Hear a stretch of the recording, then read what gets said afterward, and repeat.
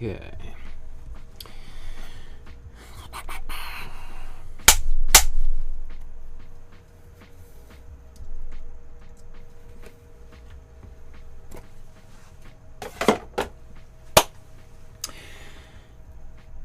Good afternoon, everyone. My name's Michael Markowsky, and welcome to my studio. Today we're going to recreate another painting or another image by another one of my favorite artists. And today we're going to be celebrating Guy Fawkes Day or Guy Fawkes Night. This is, if you live in the UK, the United Kingdom, you're, I'm sure, very familiar with this figure. If you're living outside of the British Isles, this might be a little bit of something new for you. So what we are going to do is we are going to paint this very famous mask that this artist David Lloyd created. Well, the version of which that is probably most familiar to people. Come on. This is the image that we're going to paint. And this image was created sometime between 1982 and 1989 as part of a comic book series called V for Vendetta. And we're going to get all into the details of it, what it represents, who David Lloyd is. He's still alive. He's a prolific comic book artist. And so before we even do that, let's just get into... We're going to transfer this image onto a canvas. I often try to do this in advance, but I haven't had a chance to do it this week or for this episode. So I'm going to show you how to download and where you can download it, where you can print it, and how to transfer onto a canvas in just a moment here. So this is what the outline looks like.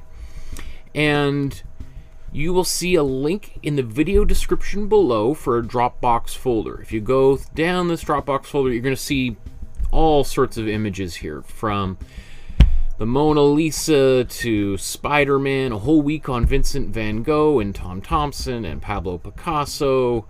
I mean, we did, I don't know where it is there, but a Peppa Pig recently, Mickey Mouse.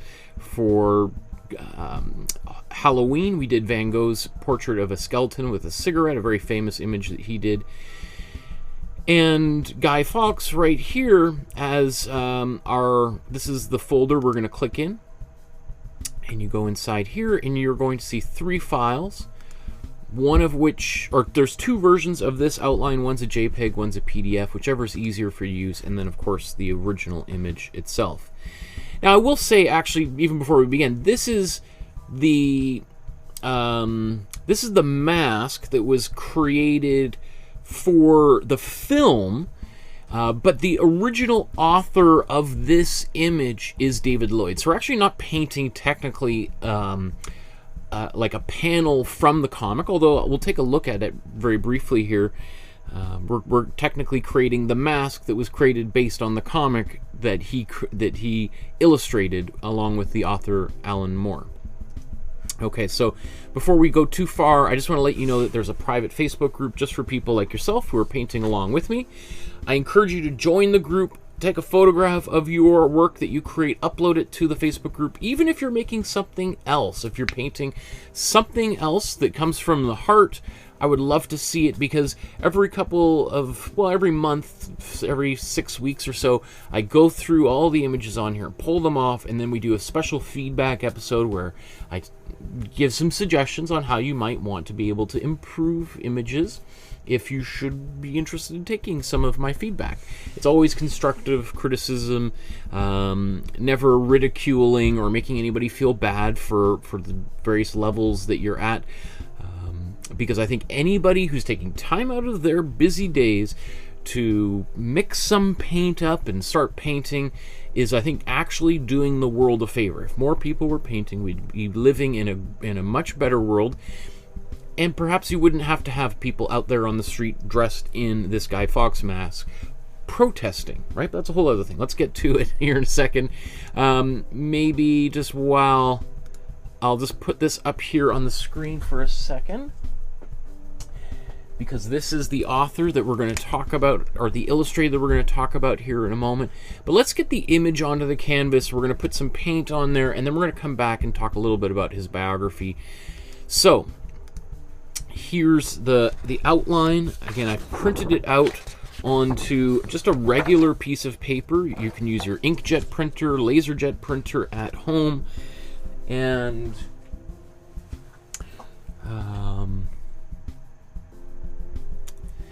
so I'm gonna just put a little bit of tape on here. So you just print it out, and then I'm gonna center it. I always,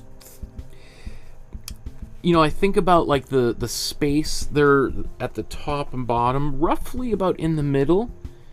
There's lots of space at the top and bottom, so this one isn't really an issue. But if it's a little bit, if you have to make a judgment as to going closer to the top or the bottom, often I'll go actually a little bit closer to the bottom, just so that there's a little bit of extra room, because if you end up framing your pictures, often the top part of the frame casts a shadow onto the canvas, and it almost looks like the top is part of that shadow, becomes part of the frame, and yeah, so it's hard to explain. It's very easy to see if you ever get artwork framed.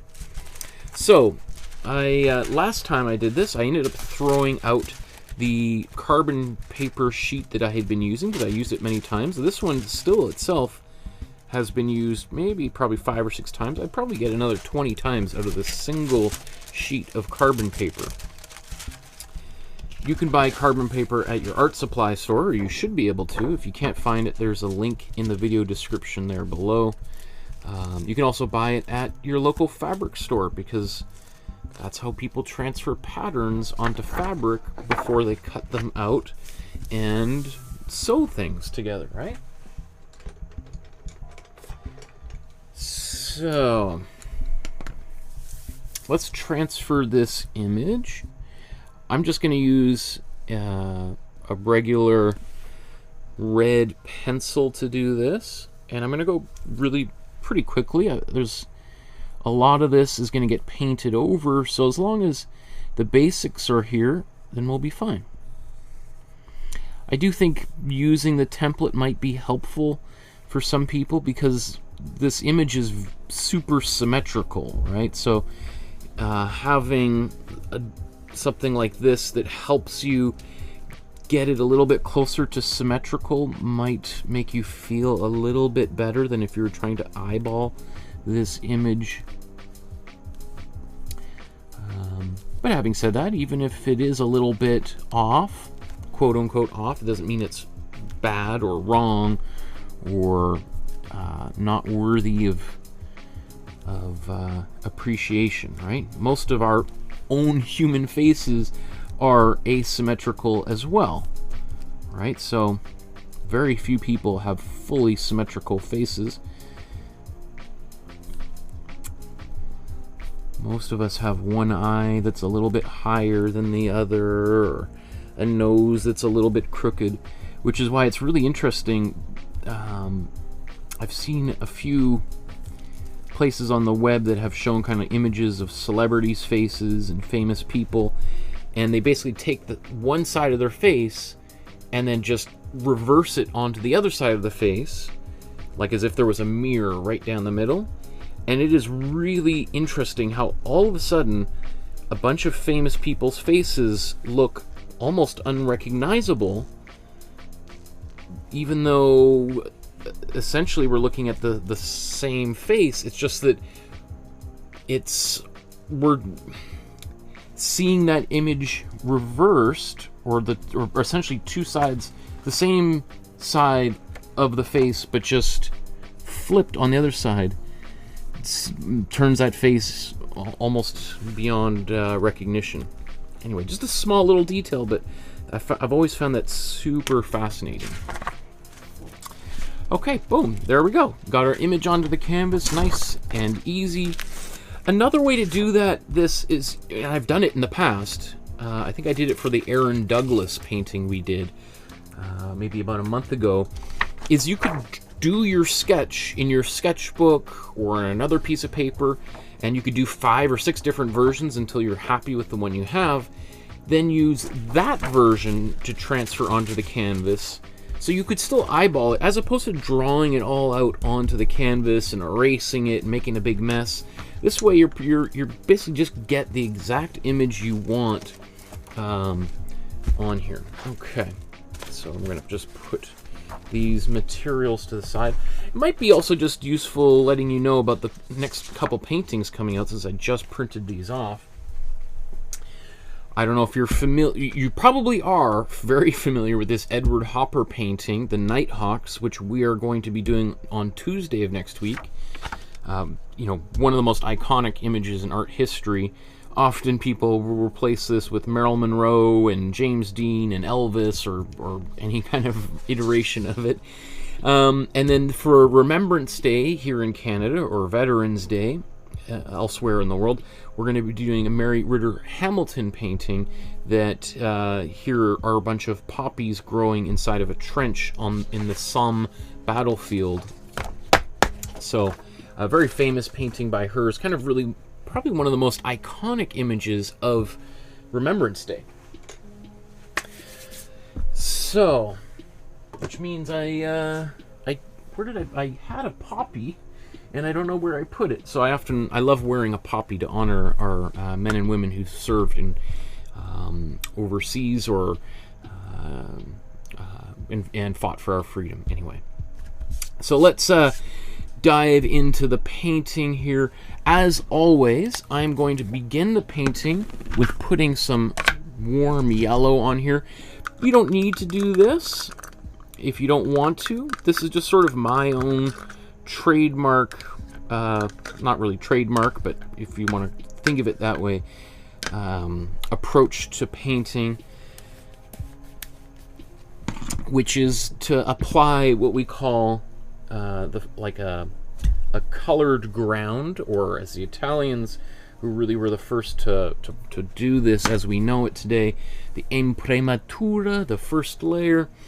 And this is just going to give this painting a nice little warm hue that will come through even our darkest colors here. So I'm just going to put this color in here. If you're wondering what color this is, you can it's exactly the warm yellow right out of the tube that I always use. And I use 6 colors here. I'm going to start putting some paint on the palette in a moment, and you'll see me squeeze it out of the tubes. And you don't have to use the brand that I'm using. You can use any brand as long as you get the same paints that I'm using. And I did a whole how to paint guide, or I think it's called Art Supply Buyer's Guide video, and that link is in the video description below as well. And with that, I show a bunch of different brands of paint and what the colors are that you should be using with any of those other brands of paint, because you can replicate exactly what I'm doing here on camera over the next couple of hours with any brand of paint that's available, because every company makes the colors that we use, because the colors we're using are colors that can recreate virtually any other color pretty much that humans can see. Not every color, but like 99% of them.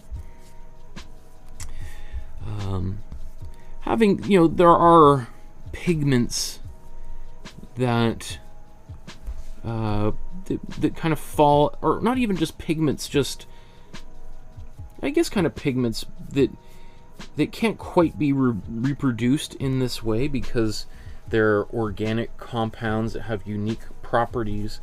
The colors I'm using here are all synthetic, that come out of a laboratory, and so it's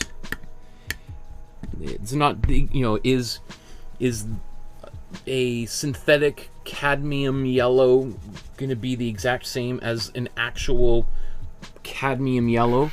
No. For one thing, real cadmium yellow, or any cadmium is highly toxic and poisonous, which is why it's very uncommon for artists to use it and most art supply stores don't even sell it anymore because most people don't want to be using a highly toxic material for their painting process.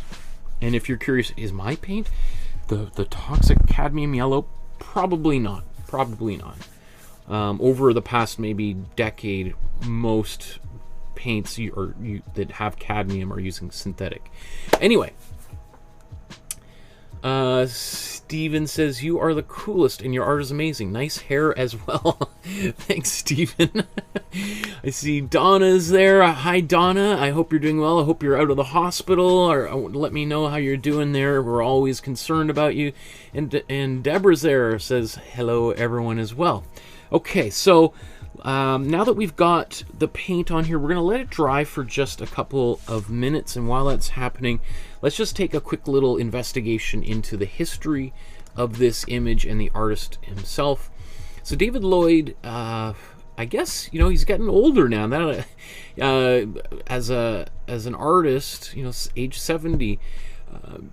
The image, the comic book that he's most famous for and most closely identified with is this here, V for Vendetta, originally published as a kind of a small serial short comic in 1982 that ran kind of in some form or another. You know, it was compiled and reprinted, but basically the series ran from 82 to 89 and was subsequently kind of repackaged as a graphic novel. And I think most people know it as a graphic novel. And graphic novels are, you know, a form of comic books that are maybe, you know, usually much thicker than your single issue that has maybe 24 pages that comes out once a month. A graphic novel is often read by people as a novel. And V for Vendetta is one of the rare comic books that has transcended the comic book genre or medium and is appreciated as one of the greatest novels of all time. Right? I mean, literally, I was reading an article by the BBC, the British Broadcasting Corporation, that ranks V for Vendetta as one of the 100 most important graphic novels, or most important novels, not graphic novels, most important novels of all time, right up there with Pride and Prejudice by Jane Austen, J.R.R. Tolkien's The Lord of the Rings. I mean, maybe it's even in here at the very bottom. Let me see. Oh yeah, right here. So here's the BBC News listed V for Vendetta's 100 most influential. And just to kind of give you an idea of some of the other things that are on this same list, it might be helpful if we look at it this way.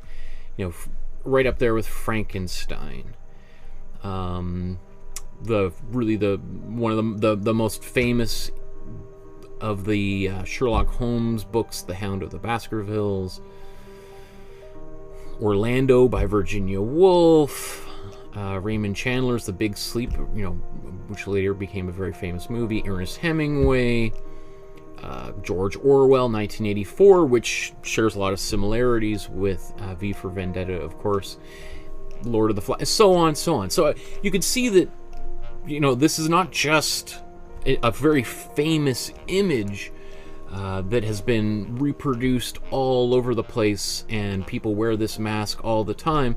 But the story and the whole book itself is a highly influential and critically regarded book. So maybe I thought I would just show you here. Let's just kind of go back.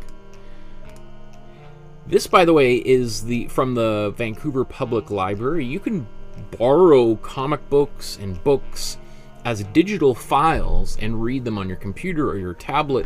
So here's V for Vendetta, the digital version. I have the comic book itself, but this is certainly a lot easier for us to appreciate. We can flip through it. Alan Moore, also, by the way, is probably, arguably, one of the top 2 or 3 most influential and most respected comic book writers of all time. But we're really focusing today on David Lloyd, because David Lloyd not only did the illustration, but he came up with the whole idea for using Guy Fawkes as the inspiration for not only the look, but also the character of the main protagonist, or potentially antagonist, depending on what you want to think of it, of this book. And so here we are, page 2. We have really the first appearance. Oh, it won't let me. Of this character. So V for Vendetta is about this sort of nightmarish dystopian post-apocalyptic world set in England in the mid-1990s, after there's been a nuclear war which has devastated the rest of the planet. England has sort of been spared to some extent. There's, nuclear fallout, and but essentially most of the the United States and Russia have been obliterated, and the world has been thrown into chaos, and this fascist regime has taken over England, and there's this sort of bubbling of anger and resentment against the regime that is oppressing the people, and this figure rises up to help organize the people to rebel and overthrow this fascist dictatorship. So I'm not going to go too much further into this. I just want you to kind of see what the look of the comic book looks like. It's very dark and gritty, and let me see, is it this here? So ultimately this film is made into, or this comic book, graphic novel, or what comic book that becomes a graphic novel is then adapted into a film in 2005 by the Wachowskis. The Wachowskis are probably even more famous for having done the Matrix trilogy, starring Keanu Reeves. I think they made this movie, maybe, I don't know the whole timeline. Let's even see the Wachowskis. Where's the? I was just curious to think, like, what is the timeline for the? So I guess they made this after they finished the third Matrix film. It was basically the thing they made right after the Matrix trilogy, which is one of the highest grossing film series of all time. So again, we're talking about like a lot of highly talented and successful artists combined to not only create the original comic book, but then the film afterward, which is also a super successful project. But anyway, let's take just a moment, literally, probably let's wrap this up in about 3 minutes so we get to the painting. The Guy Fawkes mask itself is what we're painting, and that's based on David Lloyd's illustrations. So who is Guy Fawkes? Guy Fawkes was part of this conspiracy called the Gunpowder Plot, which the goal was to assassinate the King of England and blow up the Houses of Parliament, or what is called the House of Lords, which is, if we look at the House of Lords, takes place inside this big building called the Palace of Westminster, which you're probably most familiar with, Big Ben, right? So underneath this building, Guy Fawkes and I think there was 12 other people. I can't remember all the details. All of this gets foggy researching all of these different artists and their histories, but underneath here they placed all of these like stacks of wood and explosives under there, and they intended to blow up Parliament on November 5th. And so it was just going to cause all sorts of chaos. The king would be dead. Most of the government would also be obliterated. So basically, when they cut the head off of the government and replace it ideally with a Catholic Parliament, or I'm not even exactly sure the whole politics behind that, but I know that there was also this religious component because England was had a Protestant king, wanted to take away, like, replace it with a Catholic oriented power structure. So can you imagine if that had happened? I mean, things would be very, very different. But anyway, Guy Fawkes he's the most famous person who's arrested for this plot, and he's often seen as like the main figurehead. Whether he was or not is not sure, but he was arrested on November 4th and then tortured, and he confesses because he was actually found underneath the Palace of Westminster, guarding all of these explosives, anyway, so we'll get into that. What else do I want to show? Maybe just before we go too much further, I just want to also let you know of a couple of links to David Lloyd's social media here.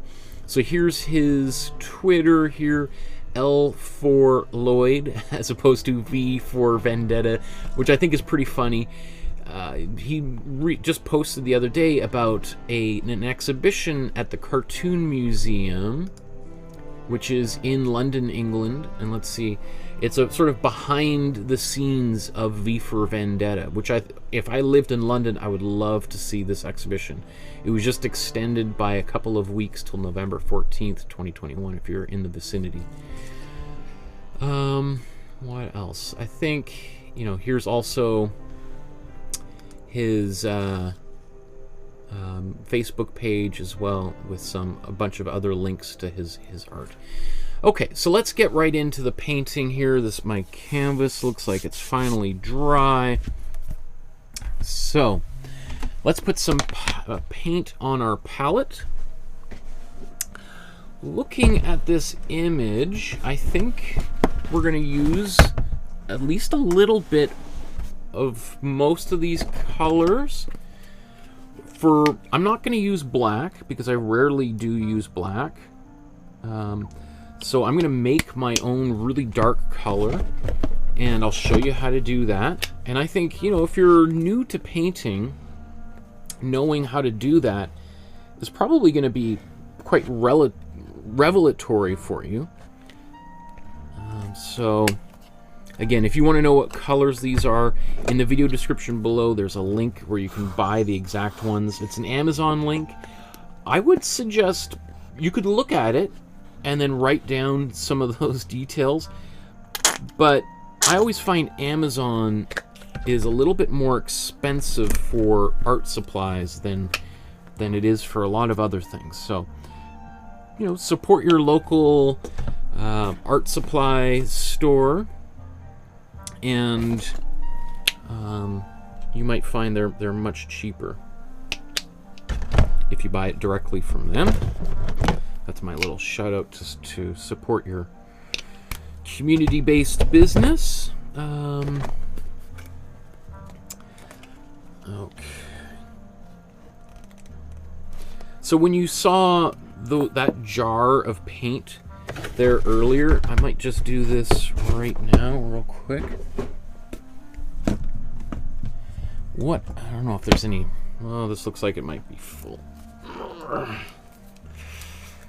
So what I do when I have when I have paint like this where I can't squeeze anything out of, rather than just tossing it out, I cut it open and use a spatula, this little tiny spatula that you can use for avocados, but I don't use it for food anymore. And I just scoop out extra paint into a jar like this, and that way I get an extra 5 or 6 paintings at least out of all of that paint that would otherwise just go in the garbage. Okay, so we got our paint on the palette. Let's start painting. How are we going to do this painting? Let's...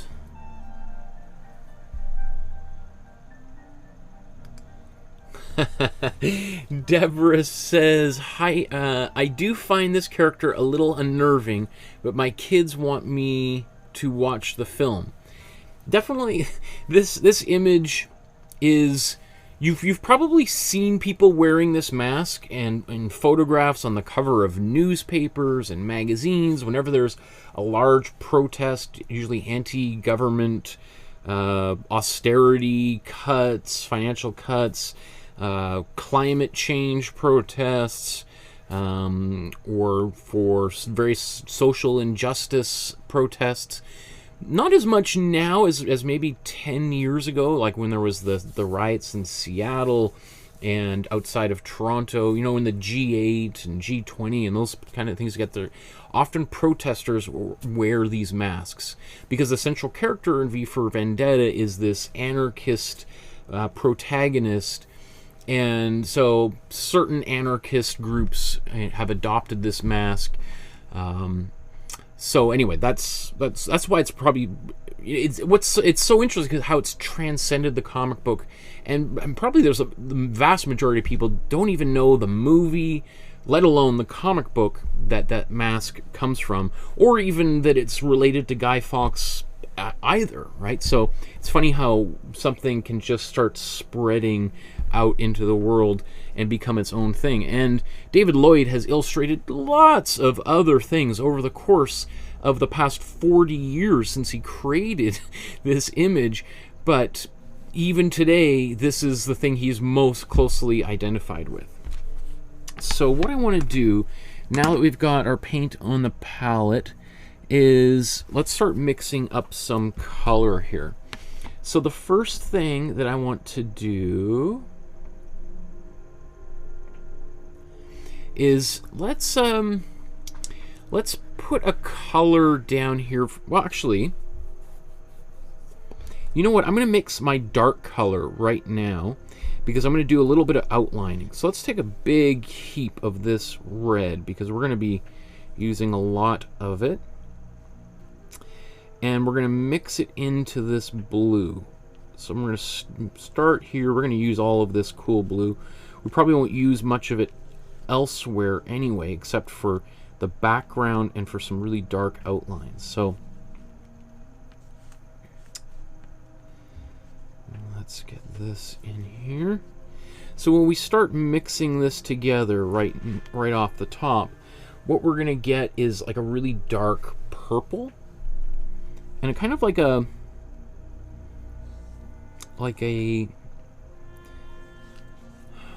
It's certainly not the kind of purple we would get if we mixed these two colors together. If we mix these two, we're going to get such a beautiful royal purple, like, versus this one, we're mixing two colors that are almost across the color wheel from one another, so they have very little saturation. Yet it's still a bit purple. So I'm going to take some cool yellow now and mix it in here. That was maybe a little bit much, but actually not bad.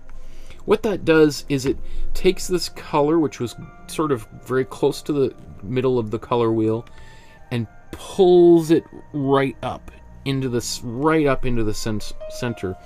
And it probably, you can't see it on camera, but this color went from being purple to just being gray. It's basically killed off all of the saturation and is now just a very blank color, which, you know, depending on the way you think of it, is desirable or not.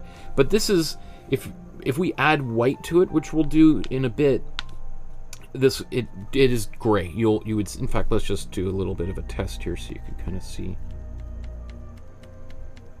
Right now it's a little on the more bluish purpley side, so we could put a little bit more red and yellow in there, but again, for our purpose at the moment, more than good enough. So I'm just going to take a small brush. I'm going to go in here and I'm just going to go around on this image and do some details. I keep feeling my nose is itchy, and then I think, oh my goodness, I got paint all over my face. And okay, so let's just look at this here. I think, you know what? Why not? Let's just paint this shape in very loosely. I'm not even going to bother really doing much more than that, because we're going to cover this with white paint, and I'm just going to go right over top of all of that. I'm not going to spend much time trying to go around it. There's no real point in that. Obviously, there's also this shadow on this side. I'm gonna begin it as if we see the whole mask, and then afterwards, I'm gonna glaze on there to give a bit of a shadow. So.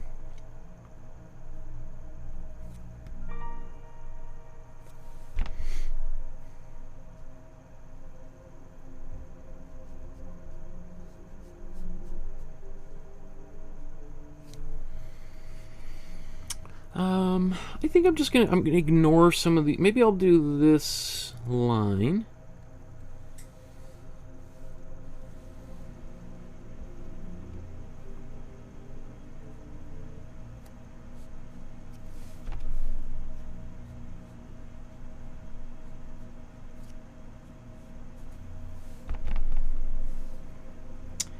Let's do a few of these. I'm gonna, again, some of this is gonna disappear in a few minutes. Yeah, let's do a bunch of these, just so that it makes it easier for the vast majority of people to do this painting.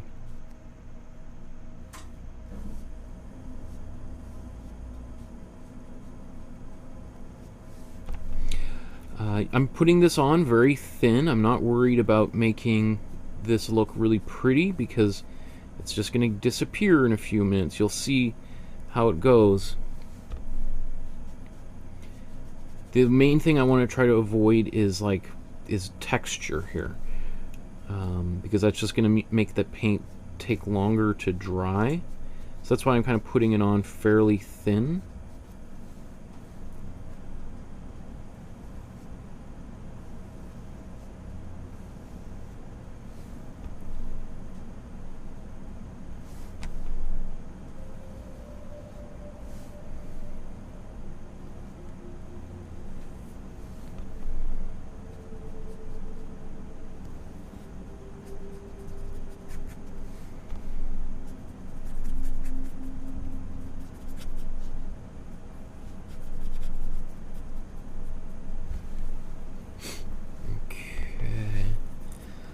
Some of these kind of laugh lines, smile lines here.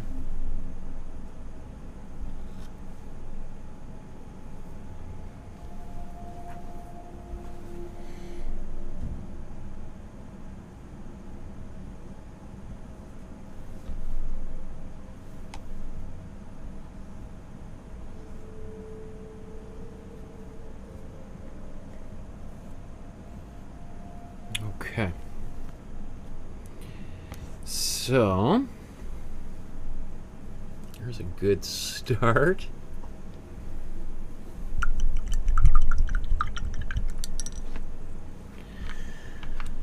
Okay,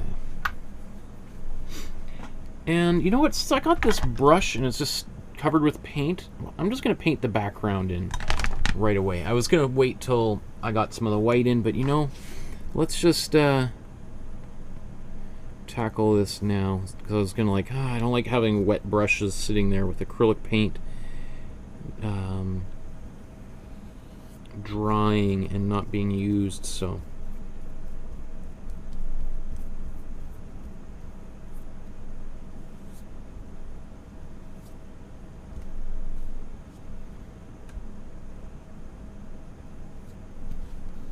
I'm just the chin on this figure is fairly narrow, it's kind of iconically pointy. So that's just one little detail that's why I was kind of wiping some of that paint away. Is like, you know what, I'm gonna make sure I get that part.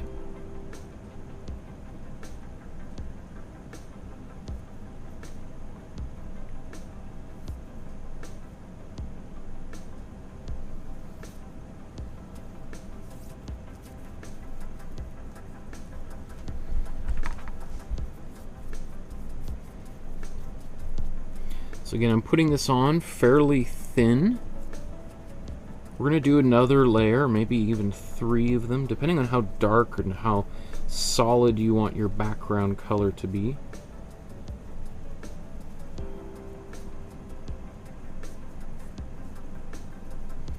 And again, this is just the paint as I mixed it. I'm not using any black, and I probably won't use black at all for this painting. If you do use black, then you should not only use it for the background, but for things like the eyes and eyebrows, mustache. Otherwise, the background's going to appear to sort of come in front of the figure in the foreground. Okay, now I'm going to wipe the paint off this brush.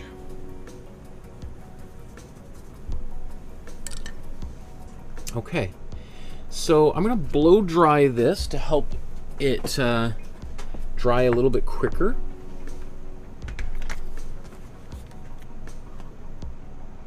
Okay, give me one more. It'll take about probably 30 seconds to blow dry.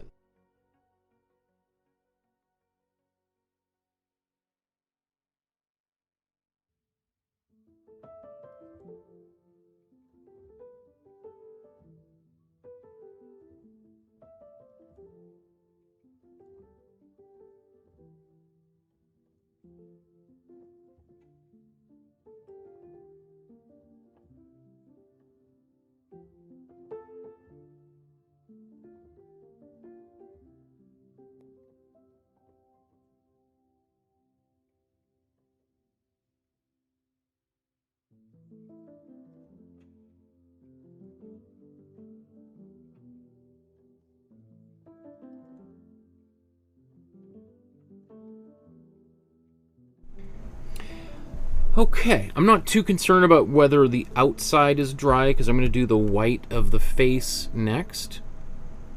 So let's mix that.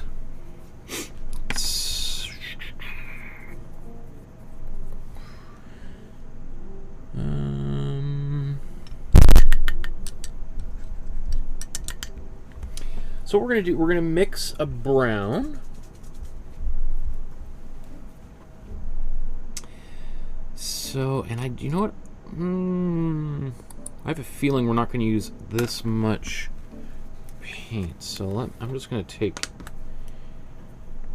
some of this yellow and put it back in my jar, right? That's why this kind of thing is handy, because you'd be like, am I really going to use all that? I don't think so. And if I need more, I can always take more out, but okay. So we're going to make a brown. Taking some warm yellow, warm red, and we get an orange.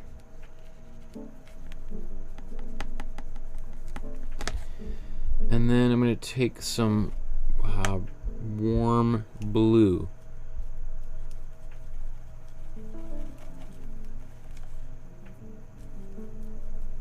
Okay.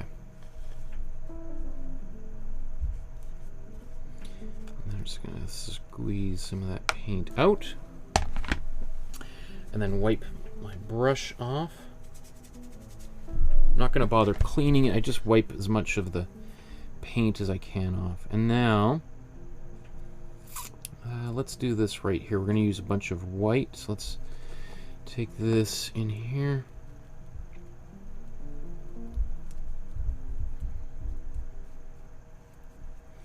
So what I'm looking for is kind of, there's lots of different ways to go about this, but what I'm going to do is paint sort of my middle ground color.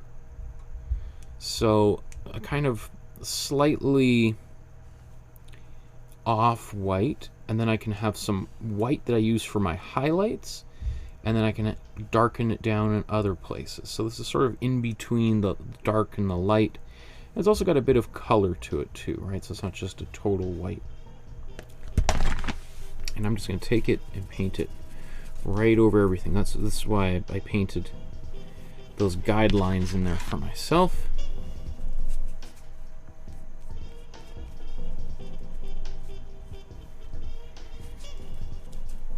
And also why I'm not, I'm not concerned about how perfect those original lines were, nor my outlines.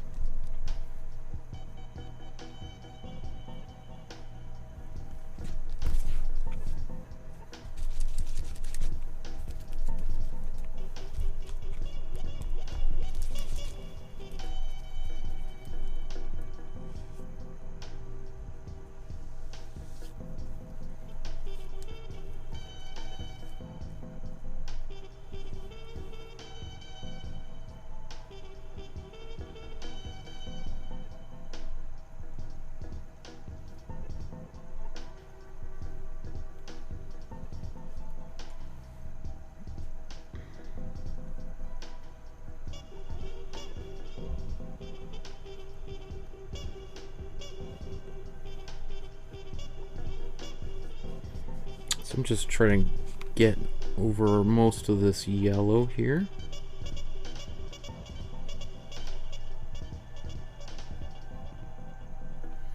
You can see it's not absolutely perfect because I'm just concerned about filling in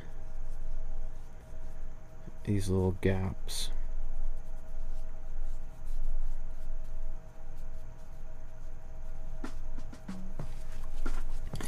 Okay, and then lastly, I'm just going to kind of make sure it's everything in here is kind of well covered.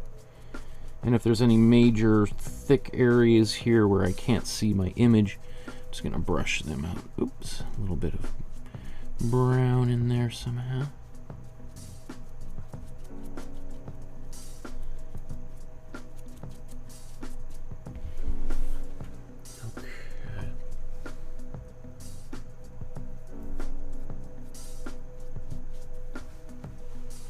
I mean, that color is pretty darn close to the original, but it's sort of the color that I see maybe right here, maybe a little bit closer into here. So I will add much more of like a white into these areas, and a little bit of darker colors into those areas, right? So I don't mind.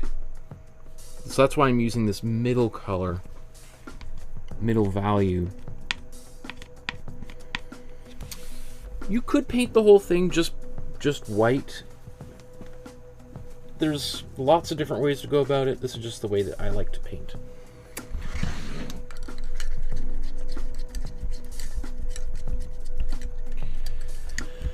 Okay. So I can imagine some people go like, "Oh, well, okay, the face was there and now it's gone. That's weird." And that's why I painted those outlines. You can imagine if I did this and I just painted right over top of my pencil lines, it could be a little bit like, whoa, now I don't know where to put any of my paint, right? So that's why I used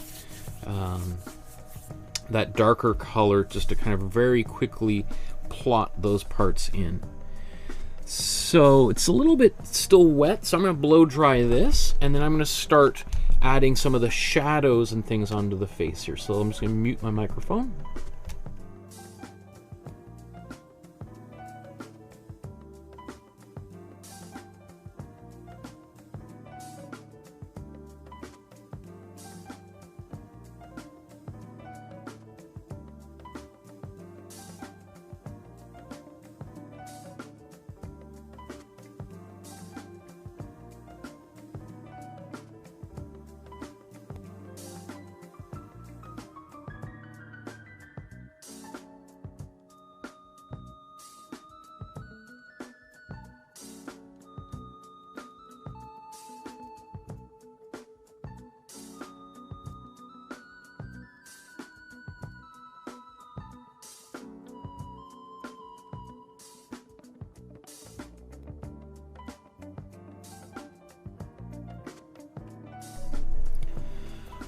Okay, great. This makes me really happy.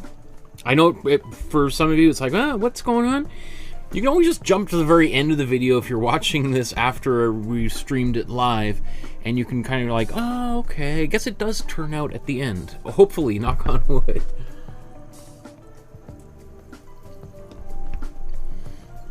It's interesting. Heidi says, Deborah said, you know, I find this character a little bit unnerving, and Heidi says, maybe masks in general are a bit like that.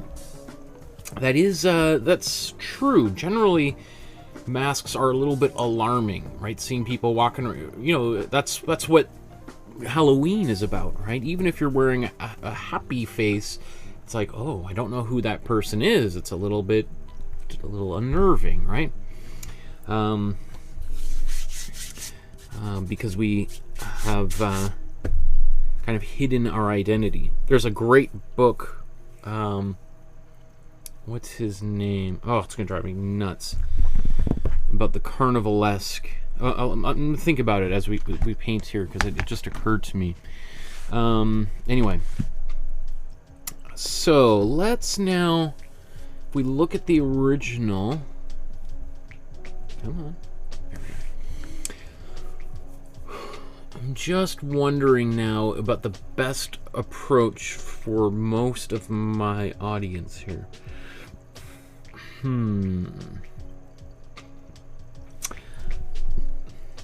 I think it might be easier to do some of the darker areas and then do the highlights, and then we'll paint, all of the darker stuff back on here.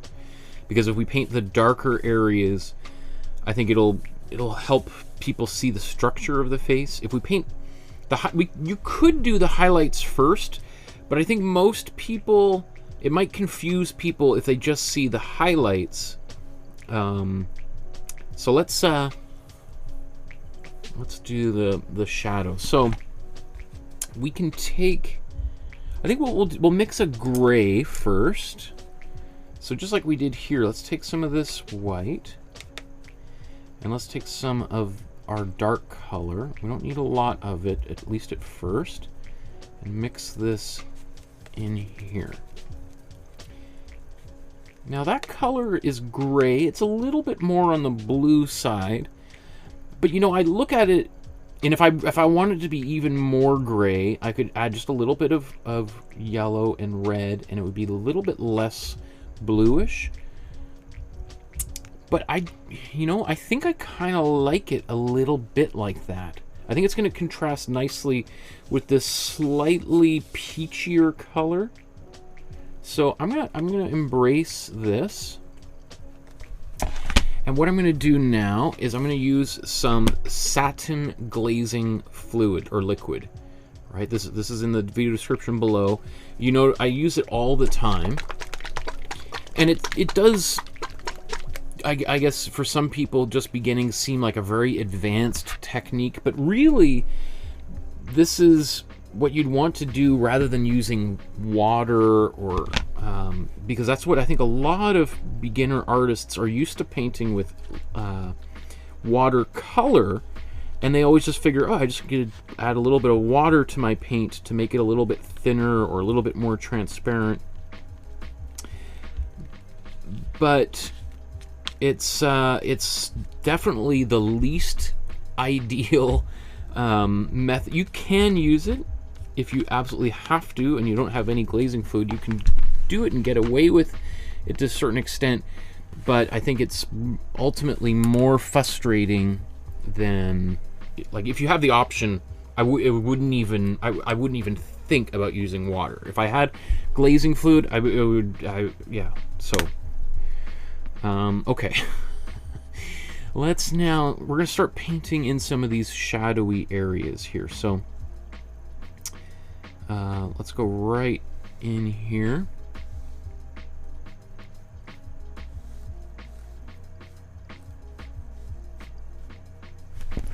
And I'm gonna use what's called a mop brush just to kind of smooth out some of these lines, right?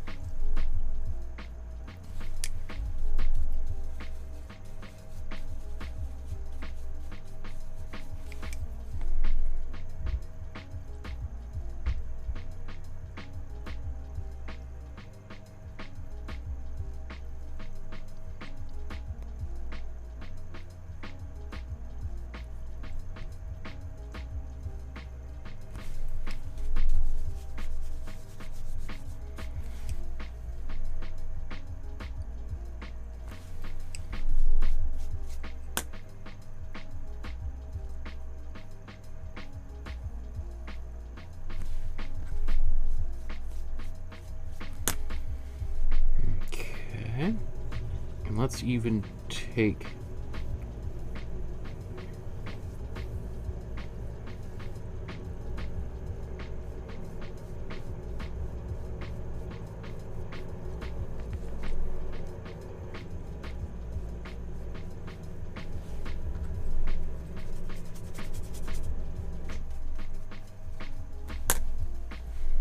We're going to be sort of doing a bunch of work in here, so we're going to, and this is going to get darker and darker. This is just our first sort of pass at the shadows here.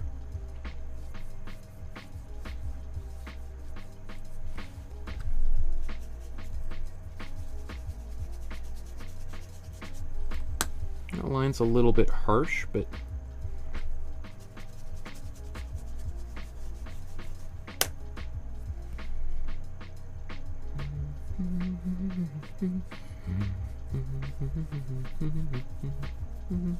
so you can see what, like, look how my background is now starting to get a little bit, you know, I'm painting and it's kind of getting fuzzy. That's why I'll do the background as one of the final things here.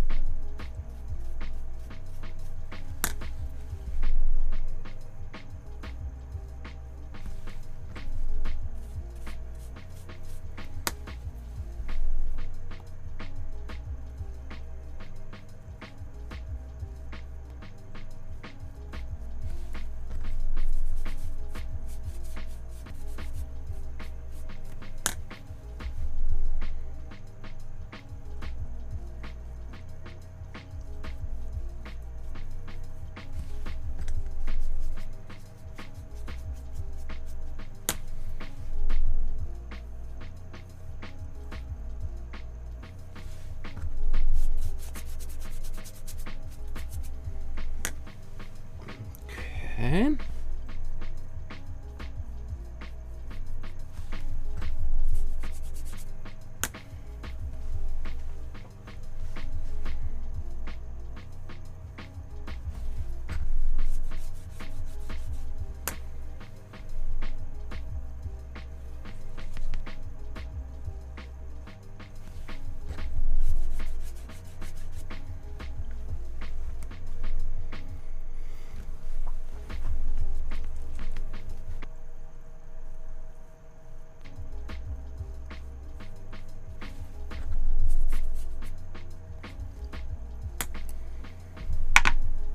Okay, so I'm going to blow dry this, and then I might, I think I'm going to darken this gray again, and we're just going to go a little bit further into the shadows.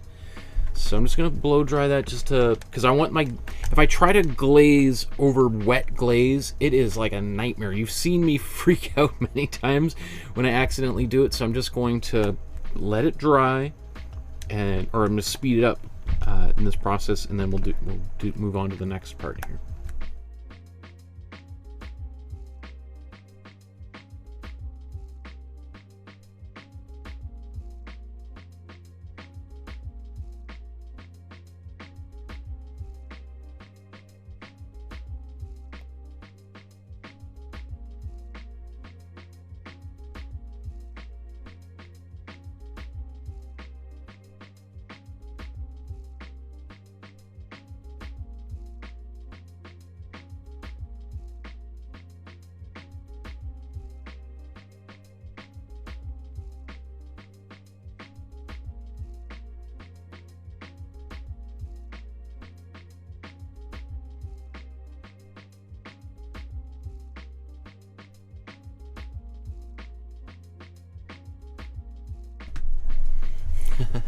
See, Sandra just joined us now, and it's like, should I go back to the beginning, or should I follow along so I can chat with everybody? That's really cool. I appreciate that. The conundrum. Okay, so I'm going to take a little bit more of this darker color and mix it in with my gray. just going to put in a little bit more this glazing fluid. Even though, you know, glazing fluid ostensibly slows the drying time down and extends it, I often find, like, sometimes it feels like it speeds it up in a strange way when it comes to blending. I think it's because when I'm blending, the colors, I'm spreading them out very thin, and maybe it does let it dry slower, but any paint that's very, very thin is going to dry faster anyway, right? So I'm just going to start. We could go for a lot of very, very thin layers, and we could get like the smoothest, coolest blend ever. But just for our sake, I'm just going to speed things up a little bit. So I'm just going a little bit, jumping a kind of a few steps here. In fact, I'm just going to put even more glazing fluid on here, because to get a really nice gradation of one color to another, that glazing fluid really, really does help. So let's go into this shadow area up here, and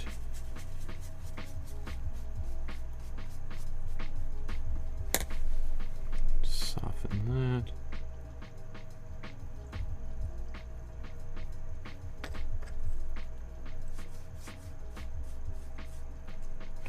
Okay, so this mop brush is starting to kind of get a little bit dirty, and that's why it's causing that effect, which is a bit of a pain, but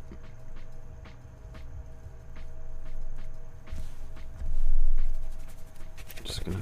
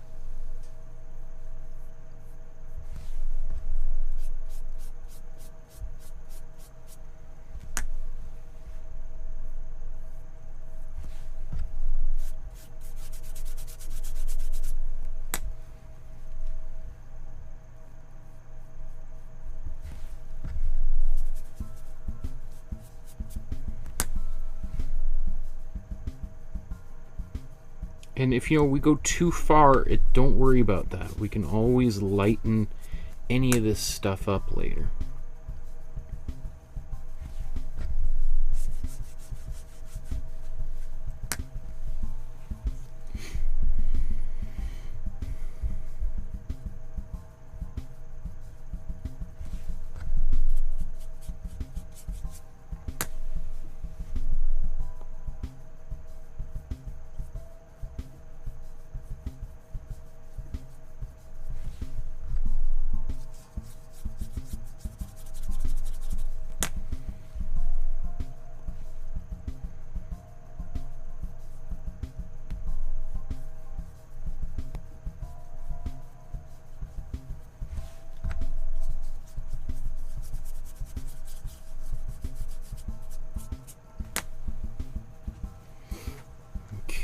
I want to do this area, but now I've got a bunch of wet glaze there, so I'm just going to blow dry it rather than try to push it a little bit too fast here.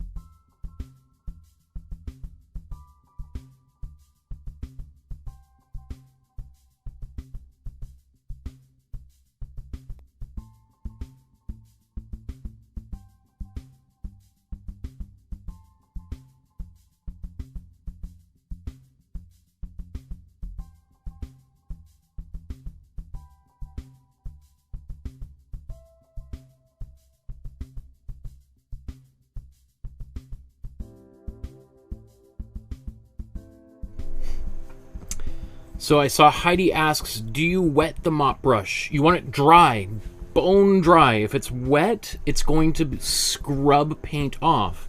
Then it's like taking a wet rag and trying to wipe paint off, which you've seen me do at times.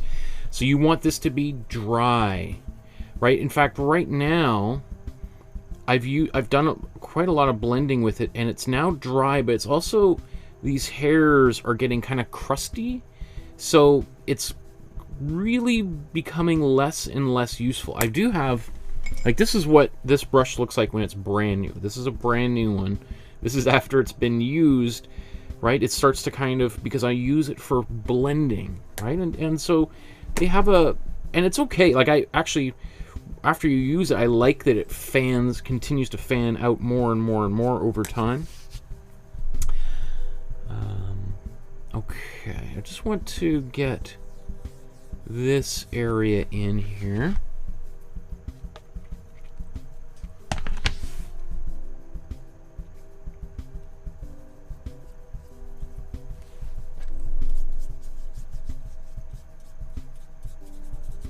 Ooh, that's a little too much.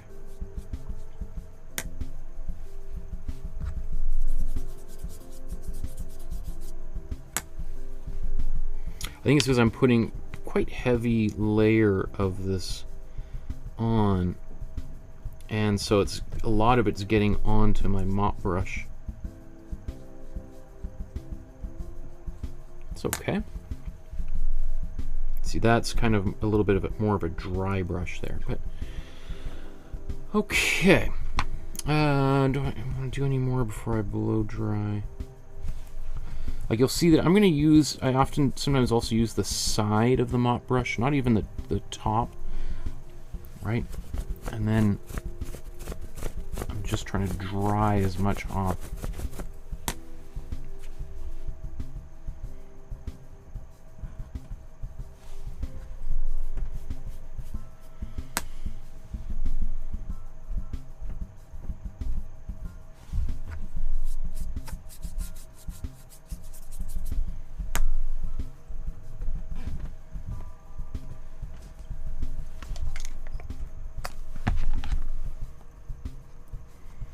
So you can get a bunch more glazing fluid on here.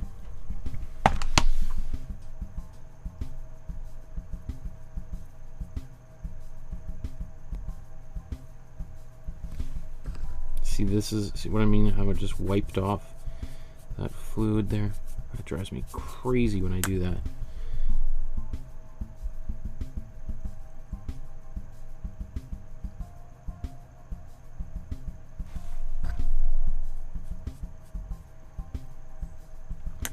That mustache is going to go in there, which I realize I've kind of lost a little bit of it and could probably drives a few people bonkers, but I'm not really ever afraid to lose some of those details.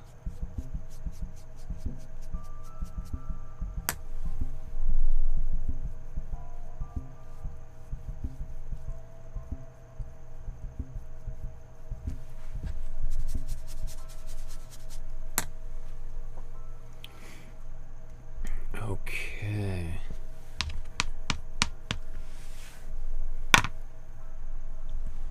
So I'm going to blow dry this, and then I'm going to go to my darkest color and start finishing this with darker color, which I could have done originally. I just was trying to see if I could build up a little bit more subtlety here. So let's mute this.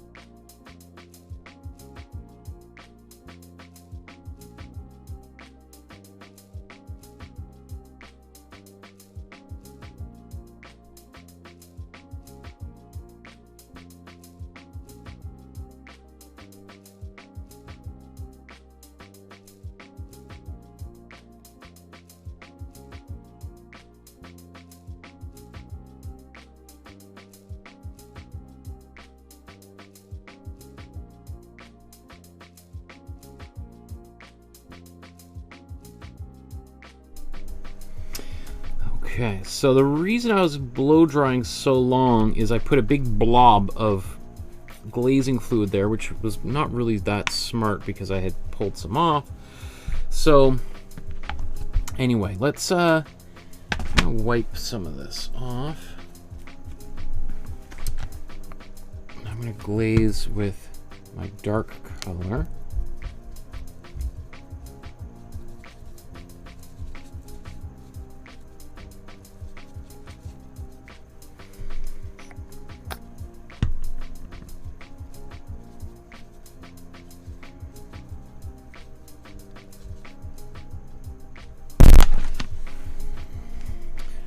Okay, so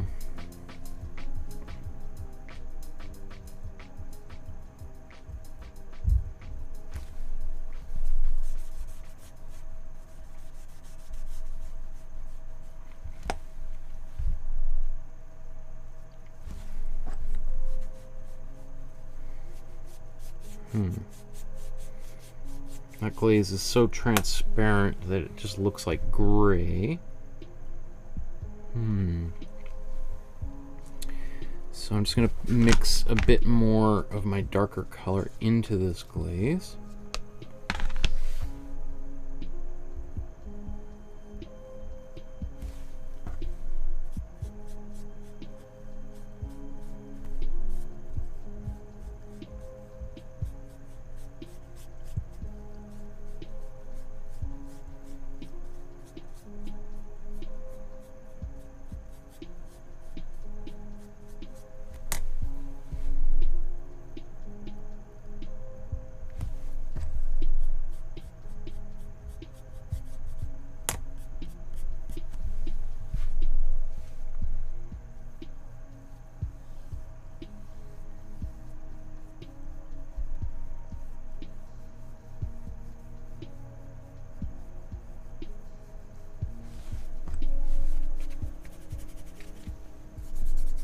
I could use my other blending brush, or my mop brush, but I know not everyone's got lots of the same tools, so I was trying to think, like, can I do this with the very, very basic materials that most people probably have, if they even have any of these tools at all, right?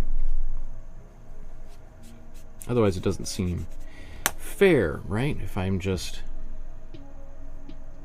using all the most expensive paints, the most expensive brushes, kind of defeats the purpose for me anyway.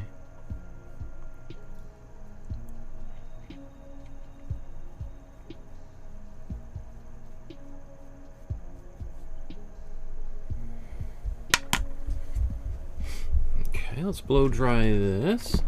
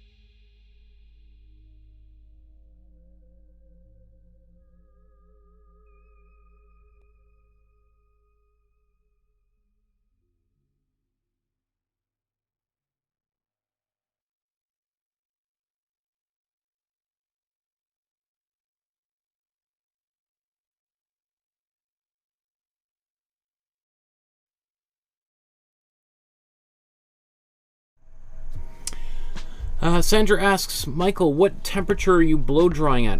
Cool or hot, low or high? I'm blow drying at hot, high. So the hottest it can go, as high as it as intense as it can get, right? And does the temperature affect the drying differently? I'm sure it does. The cooler it is, the slower it's going to take to dry.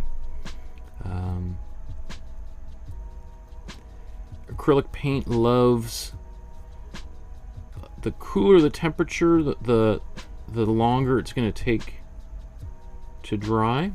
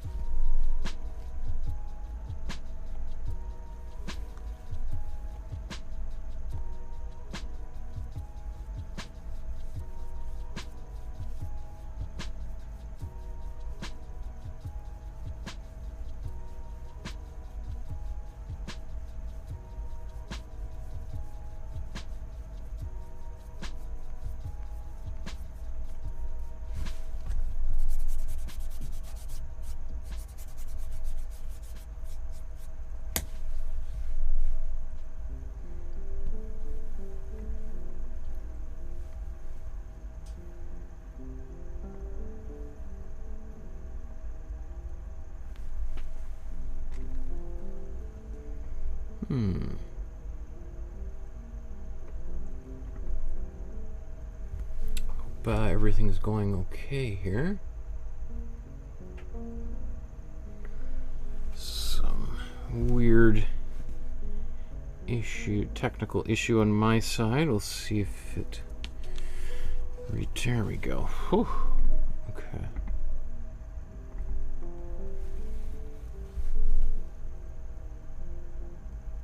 I think maybe that's all okay.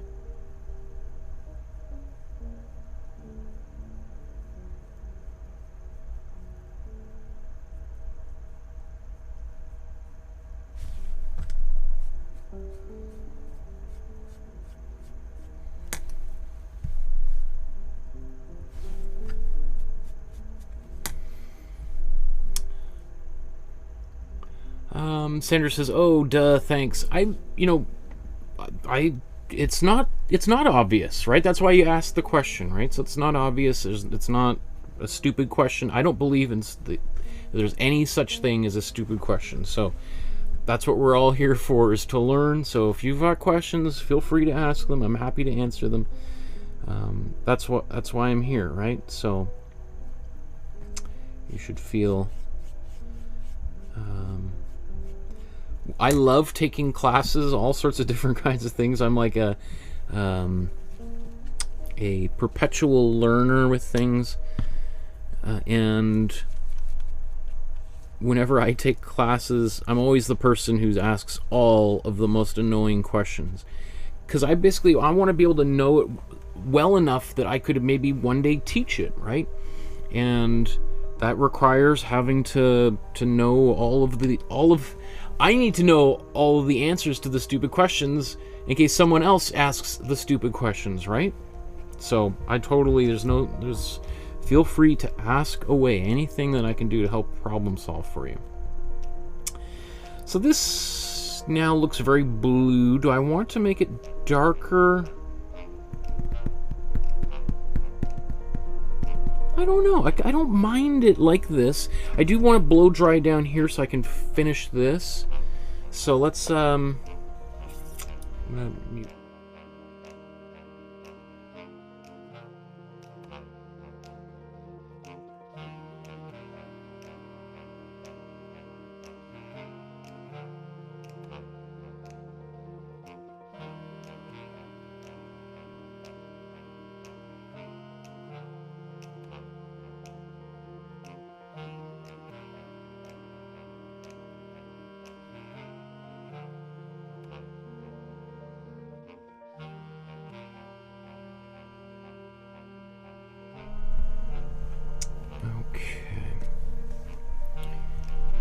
And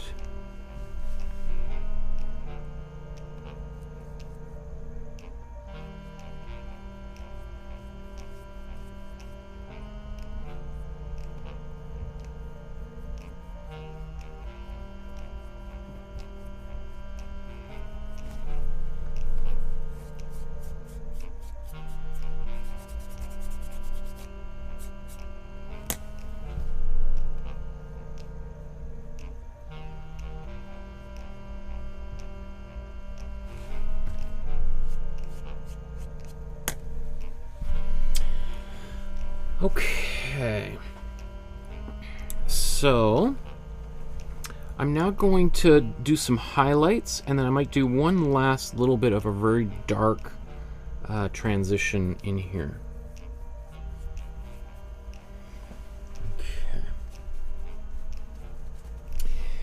So the next thing, because I'm going to be using like white to blend and glaze with, or not just pure white, but this now is sort of like useless because it's now covered with a lot of darker colors. So I'm gonna let it soak in here with the water for a few minutes, because there's a lot of now very dry paint on these bristles. It could take a little bit of time for all of that to come off. So, and you know, one of the things I find glazing fluid, like when it dries on your table or anything else, it is harder to get off. Like it seems to dry to a more intense harder to remove kind of paint than if it's than just your regular acrylic paint. Okay, and did I clean this already?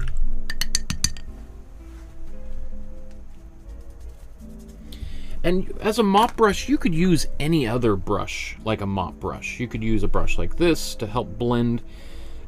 The difference between having something like this is it's just a bigger, wider brush, and it's sometimes often a little bit softer. People will, another use for this type of a brush, what we call a mop brush, is often for like watercolors, for laying in big washes, as they're called.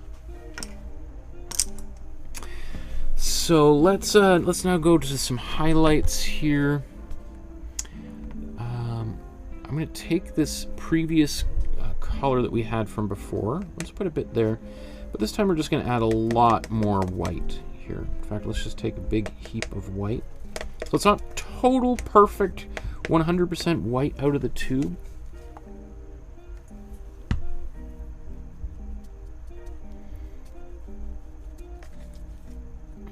Okay.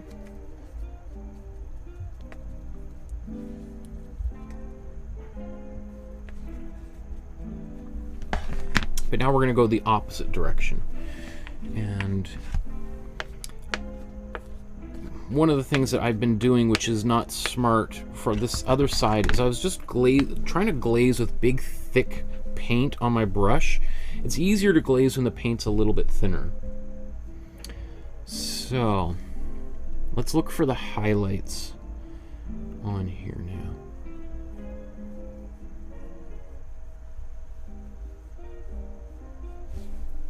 Right, and I will just use a different brush to do this.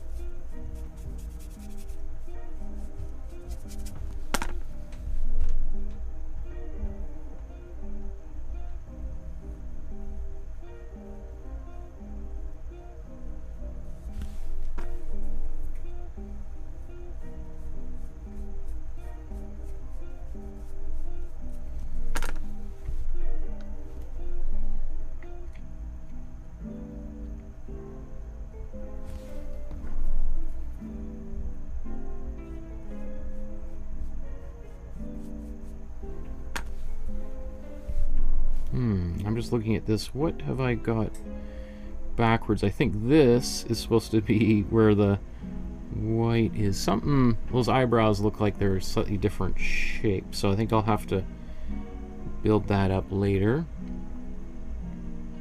I see. So okay, little thing, but not a big deal.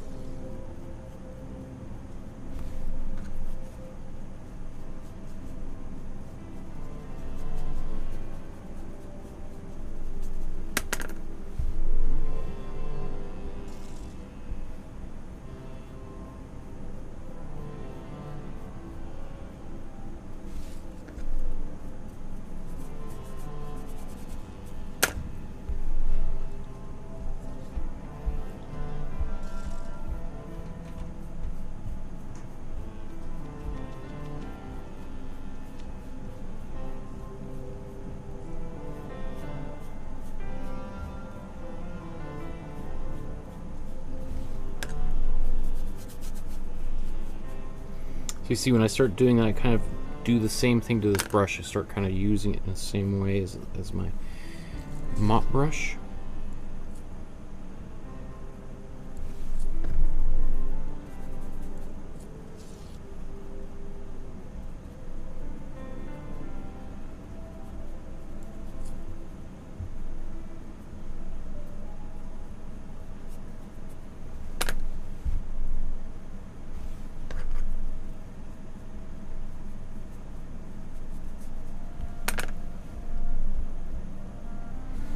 So these are, I'm looking for like the areas where the light is strongest, where I'm going to have the biggest highlights. If we think of like the light coming in from the far left, raking right across this face.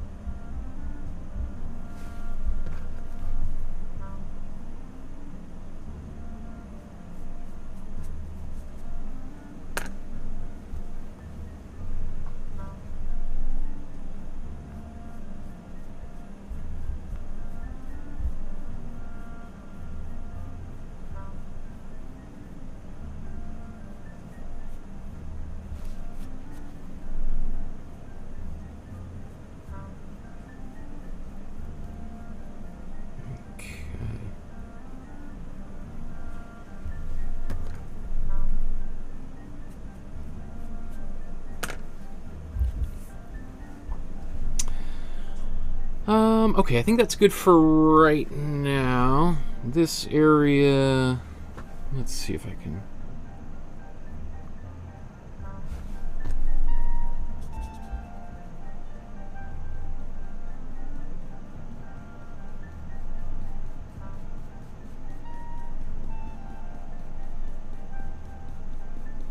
I think I'll need to blow dry that and come back.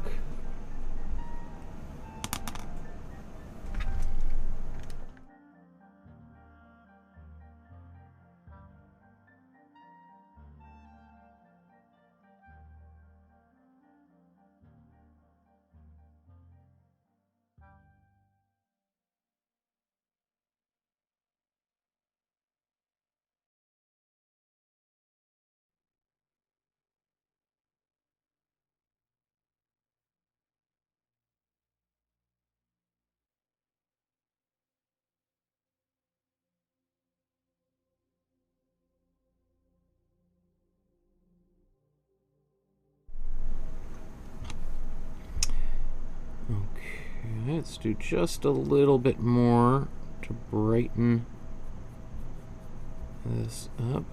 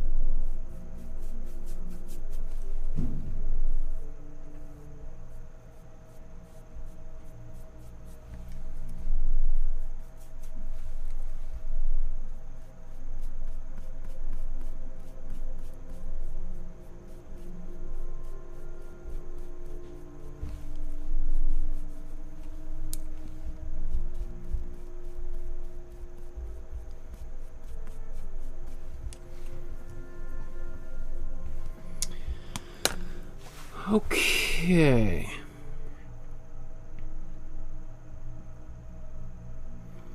I think that's pretty good for right now, because what I want to do next is let's start putting in, I think, the dark lines here. And yeah, or maybe should I do a bit of that rouge? You know what, maybe let's take a little bit of let's start with a bit of warm red.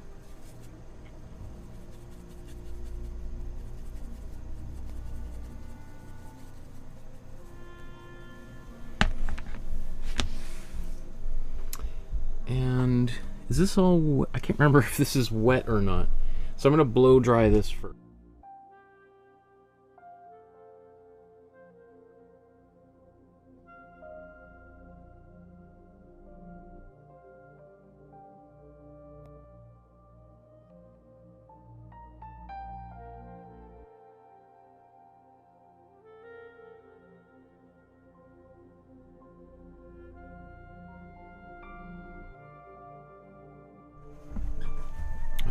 Okay.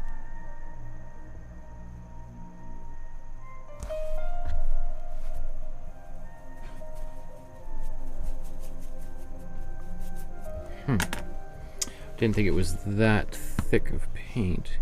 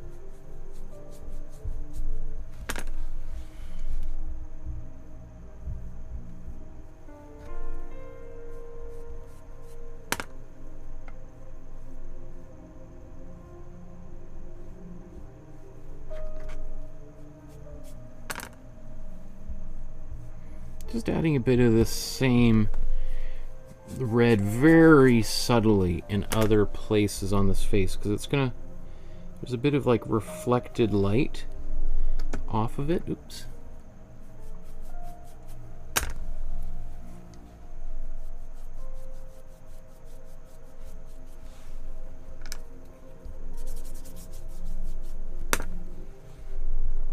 Okay. And even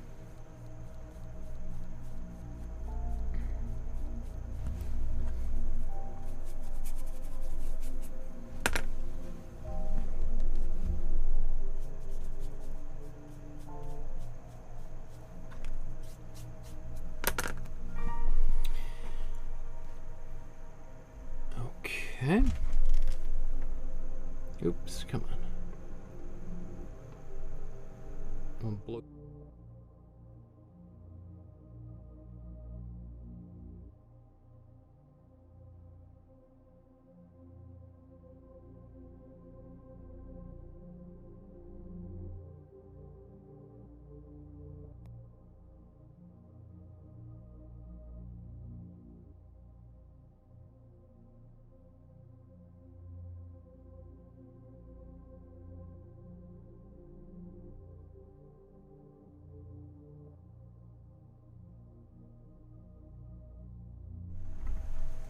Pablo says, I love your content so much. Thanks, Pablo. I appreciate that. Okay, I'm going to put a bit of this little bit of red on the nose.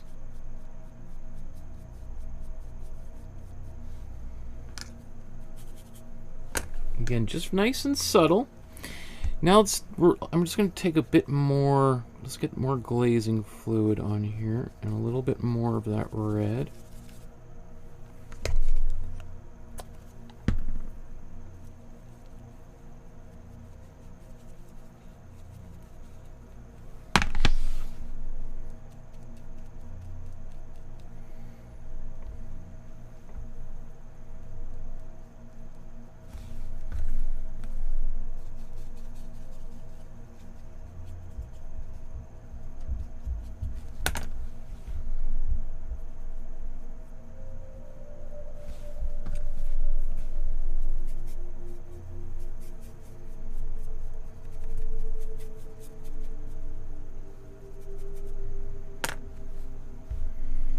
So I think it needs to be darker here, obviously, but let's build up to it.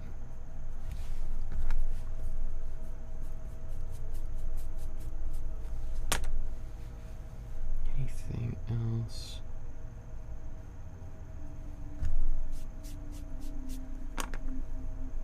I'm just going to put a little hint of it up here.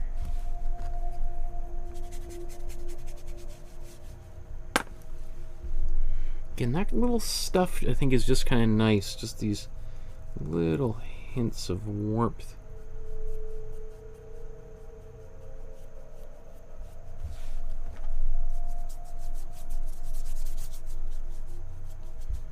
It has lightened this area up a little bit, obviously, but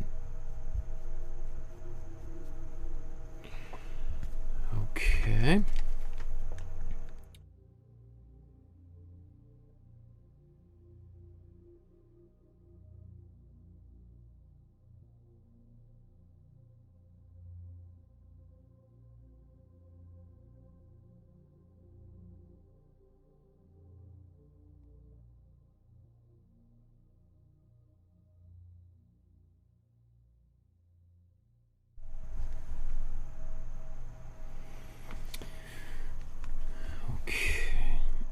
Let's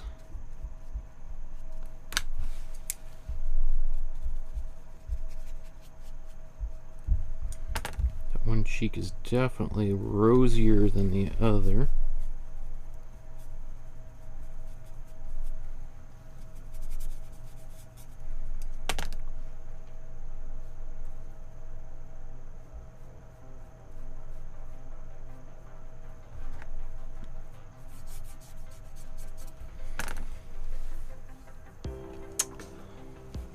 Okay, I think for right now, that's good.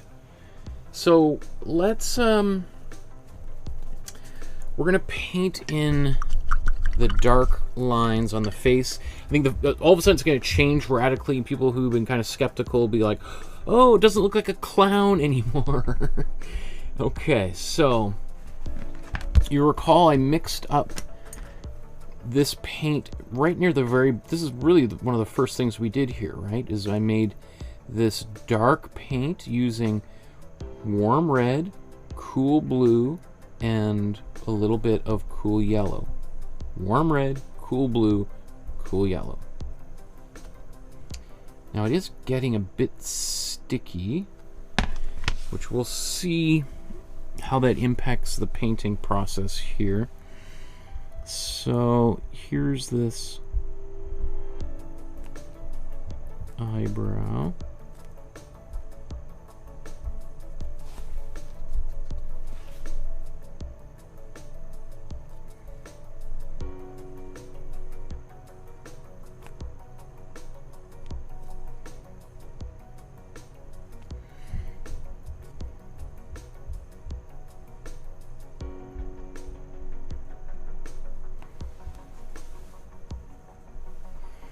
Let's zoom in. Oops.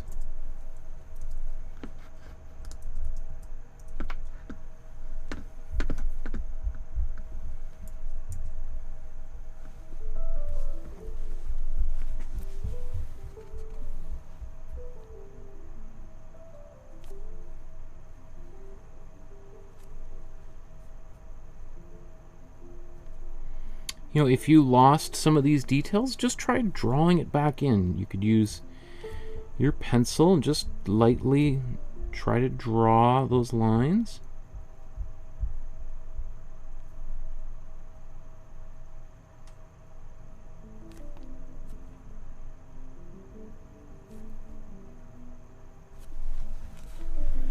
I wouldn't be too hard on myself if I got the eyebrows slightly longer or shorter or thicker or thinner. Like, seriously,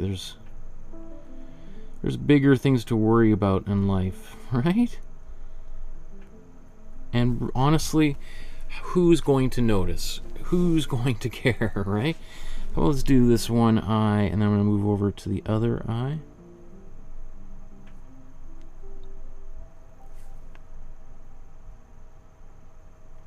That's why I love painting, or art in general is the stakes are really low. At least when you're beginning, right? You know, sure, yeah, maybe 20 years from now when you get really, really good and there's lineups outside your gallery, people banging on the windows to get in because they desperately want to meet you and see your art. Sure, maybe the stakes are going to be much higher, but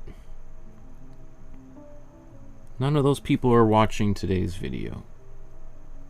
And honestly, there's maybe 10 or so living people in the world who might have that situation.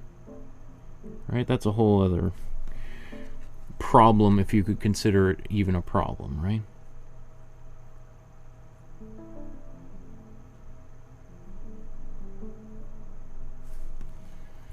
I wonder how big I'm going to make these eyes, right? I keep expanding that, but I'm just going to leave it like that for right now. Let's just go to the other eye. You know, because we want to get as many of these details in before we start getting too fixated on fixing and correcting. And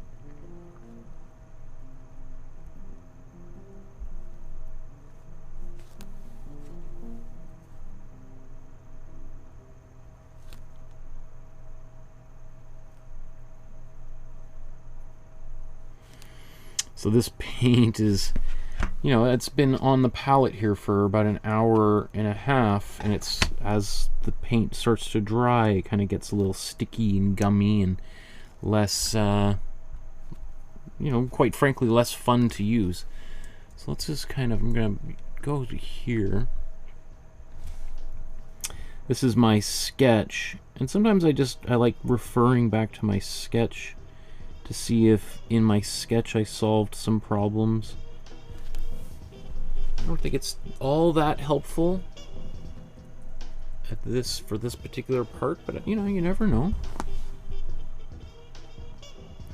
Because really, in the original image on the left there, this part is bathed in shadow. I've painted mine much, not quite as dark, my shadows, and I didn't even really realize that until I got to this point. So I don't know. Do I want to make it darker? I could, certainly. Could I also live with it in this current state? I sure could. Will I live with it in this current state? Maybe. I'll get a little bit further down the line here. Once I've done all these sort of this black, and again, this is not actual black. This is just warm red, cool blue, and cool yellow.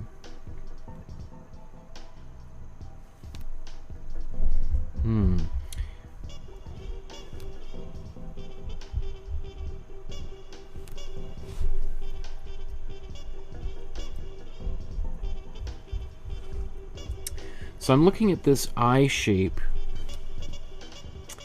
and thinking I want to make it a little bit more symmetrical.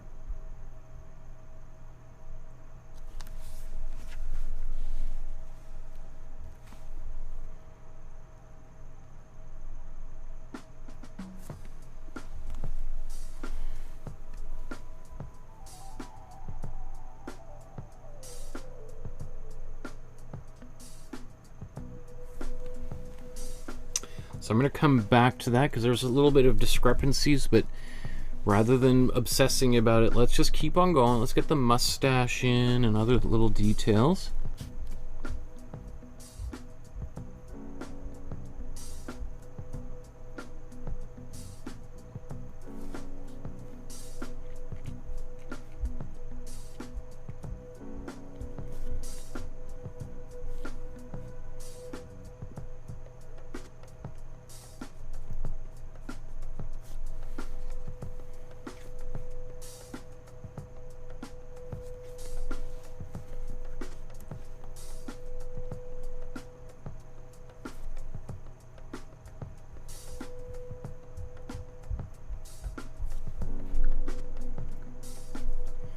So I look at this, it's maybe just, it might end right around here. I could make it a bit higher. But again, let's get the majority of it in, and rather than, if I'm not sure, I'm gonna wait until I can see the whole thing and evaluate it when we zoom out, so.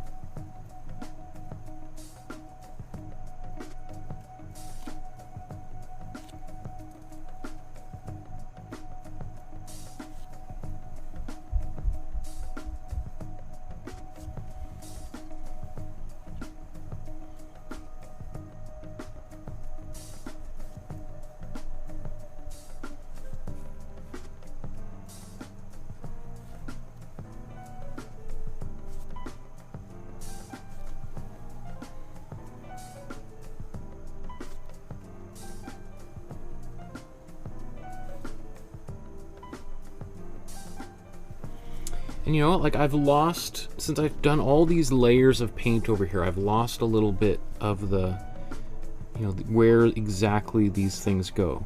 So it's worth just sort of thinking, okay, maybe we can even refer back to the original, or even my drawing of it, and think like, okay, this line, just like this, oops, let's move this here. See how this kind of almost goes right to the corner of that eye? Same thing, right? It's kind of going right to about the corner of that eye. And then let's sort of go right across here and here. So we'll paint that line in, and then we can evaluate. I think it needs to be a little bit more on this kind of a diagonal.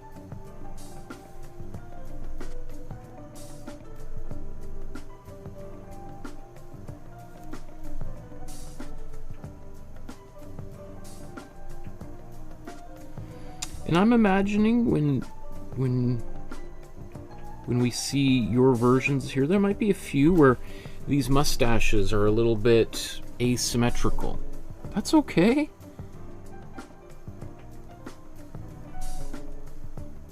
I have a mustache very similar to this, and my mustache is always asymmetrical. Like, it drives me absolutely bonkers trying to get it to be more and more symmetrical. It's a battle every day.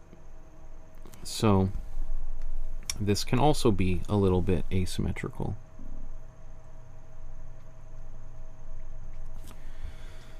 Yeah, like there's still a little bit here. It needs to be kind of widened a little bit.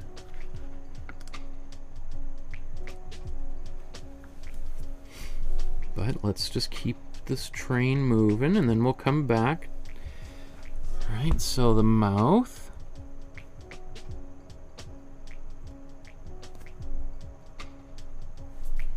So this is the line in between the lips.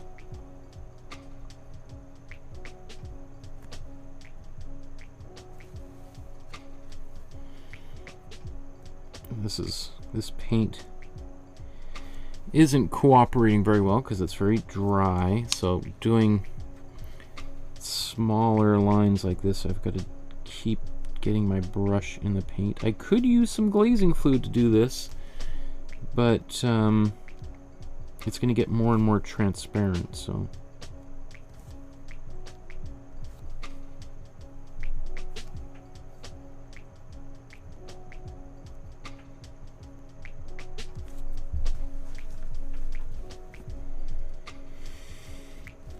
So there's going to be another nostril in here.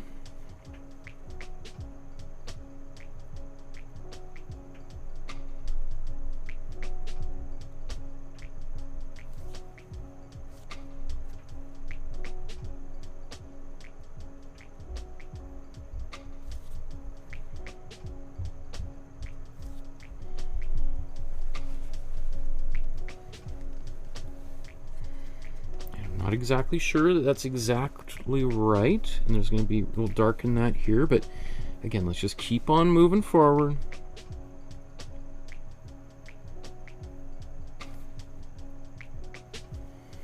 The likelihood that it's all perfect is very low.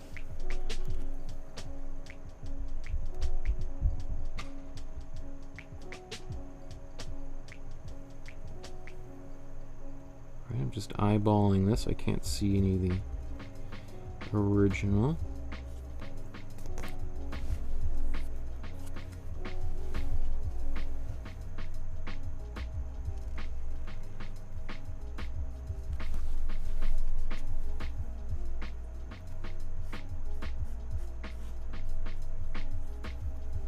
Oh, I just realized I got the shape totally wrong, didn't I? Huh.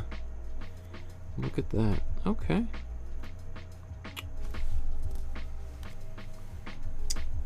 It's all right.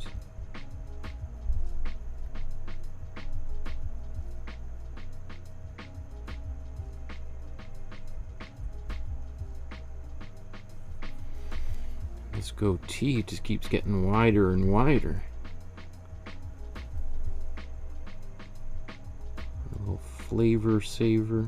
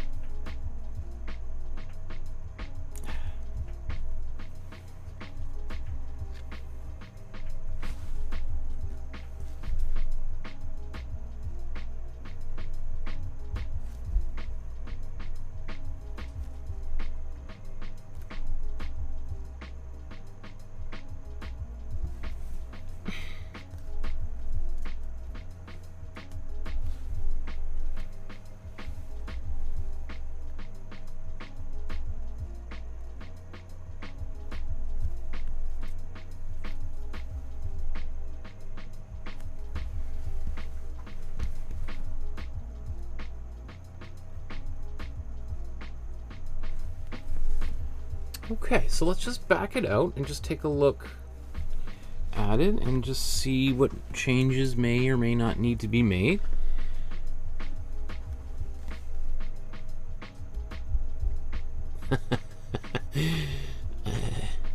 I see Donna says, I don't know how you use sticky paint. It drives me bonkers. Yes, it drives me bonkers too. And ordinarily, like if I was making this on my own, I would just stop and mix the paint again. But, in the interest of time, I just keep on going forward. It does slow things down because it's harder to paint with that sticky paint, but... Okay, so let's look at these side by side and just think about what could be different. I noticed this shadow here. I could move it here. I didn't even really notice that until just now. That could be changed. Could,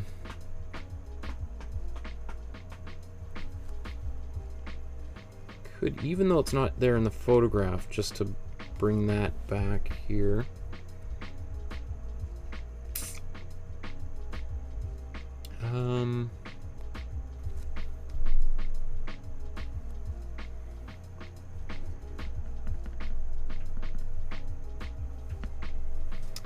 I don't know. I'm not too I'm pretty happy, so I'm not super frustrated. It's like, does it look exactly... I keep doing the same thing here. To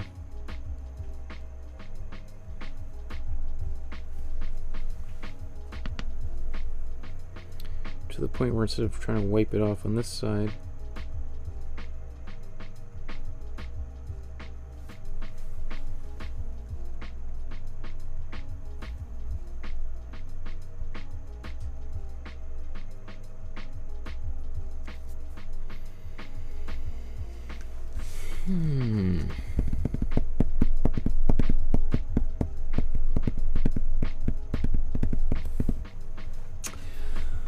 Okay, so I think what I'm going to do, I'm going to try glazing with this, my dark color.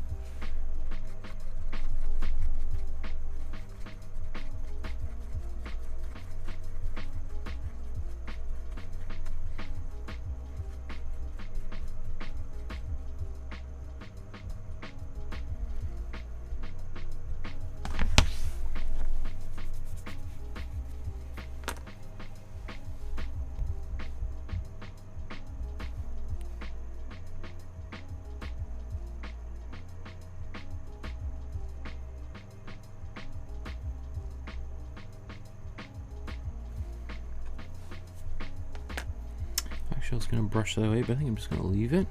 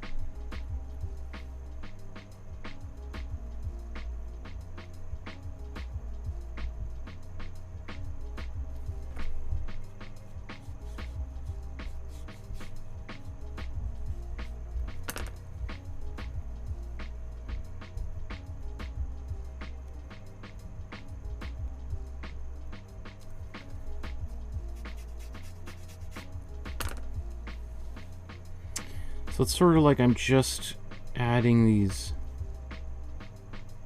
little fine points here.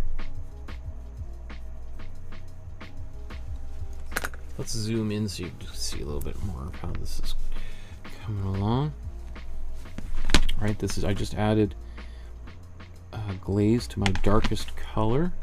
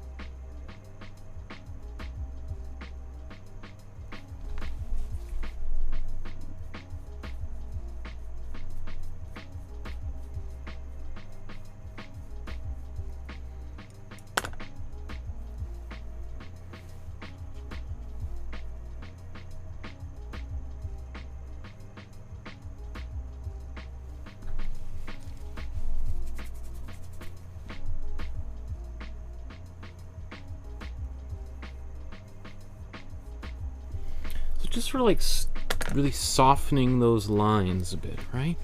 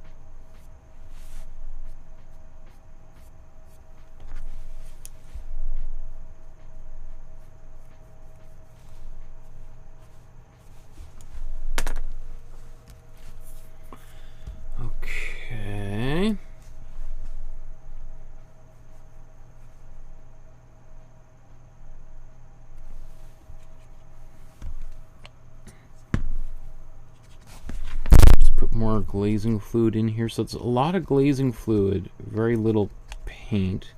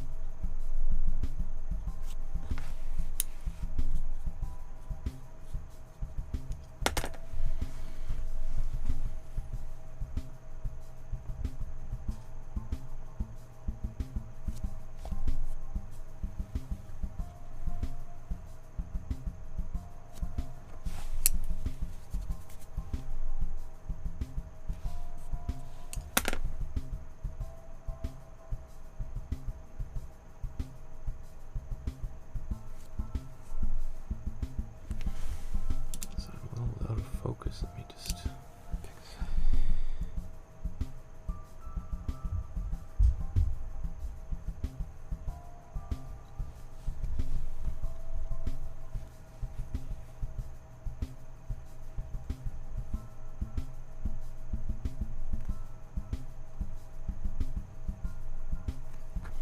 So super subtle kind of stuff, but this is how you kind of like help build up that, like the really nice like sense of structure. It's kind of like what we did just the other day with the Rembrandt, right?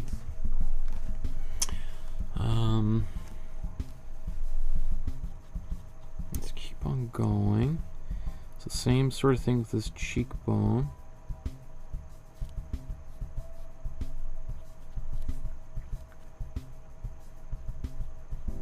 So we could spend quite a while shaping these details.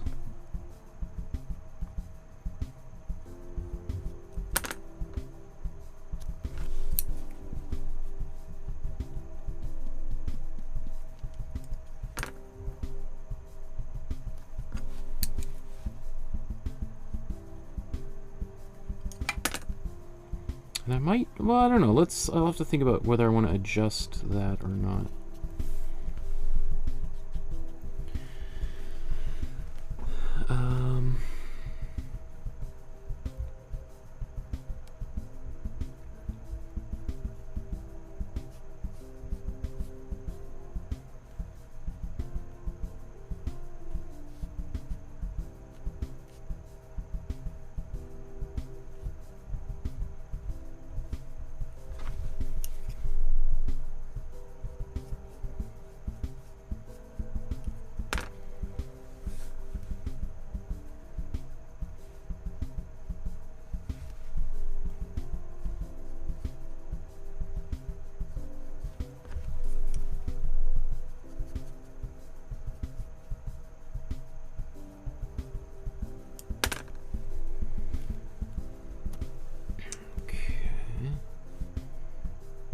I think I'll wait for that to dry. So while that's drying, let's just come down here.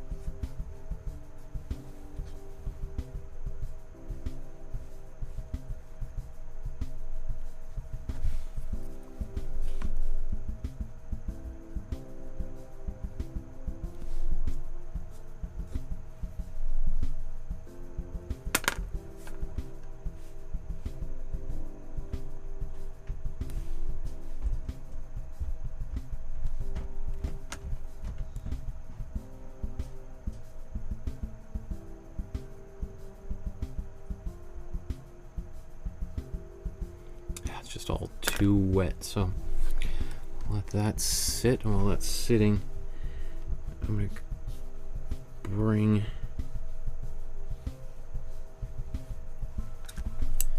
that up. Let me back that out for you.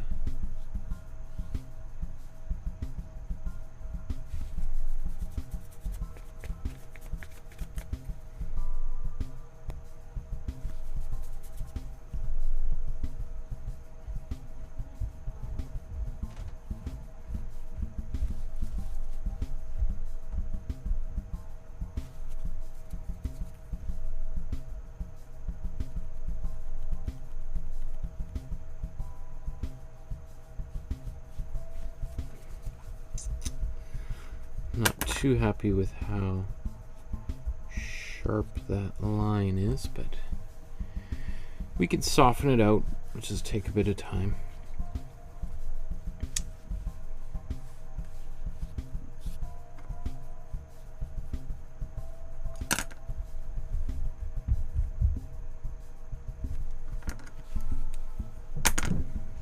I didn't intend to make that such a big blob, but let's see if we can make it work.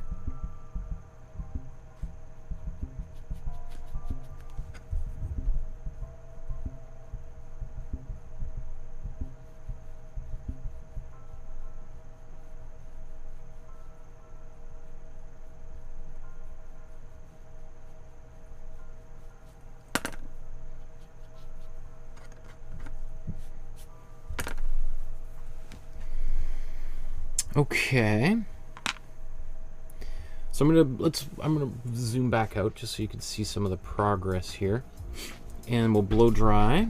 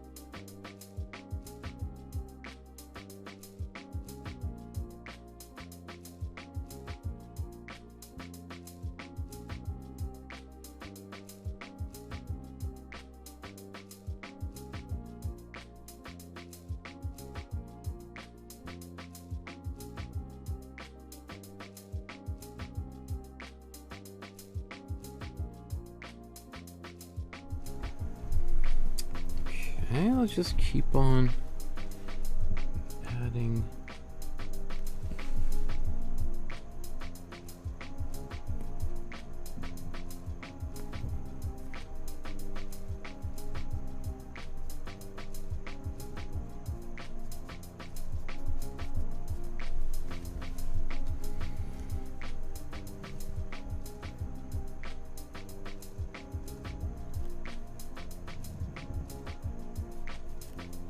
Let's take it.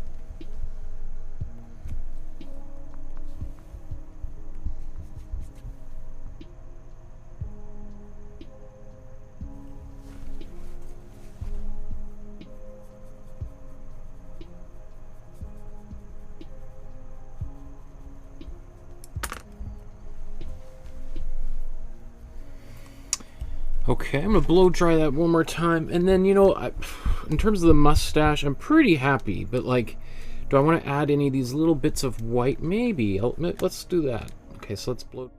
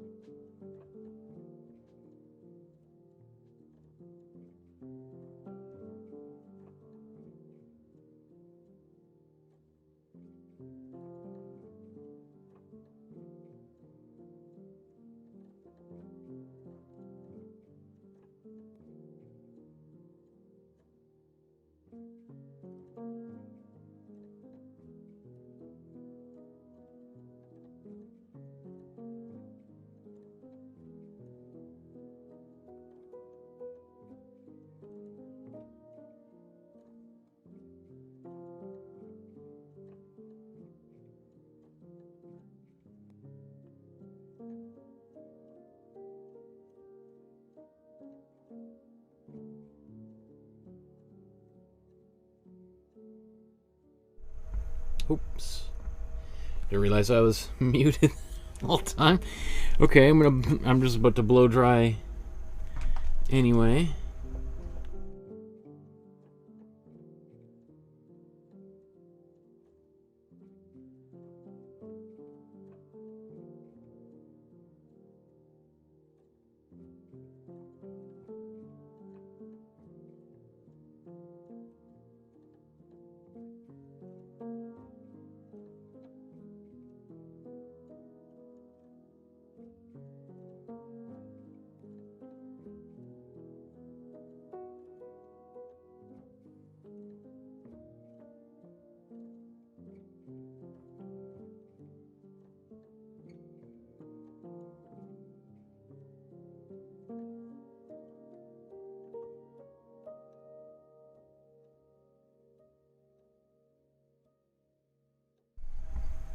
Okay, so I think I made a little bit of a boo-boo in here, but I actually think I might just very lightly glaze some gray over this area anyway.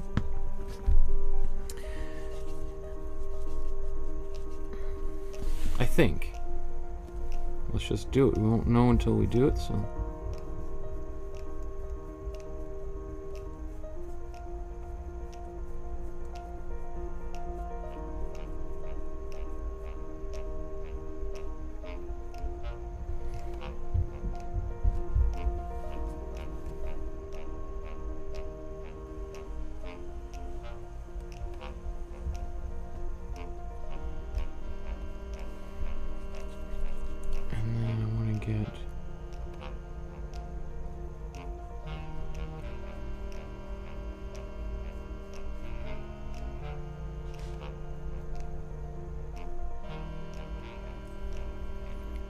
area darker, this area darker.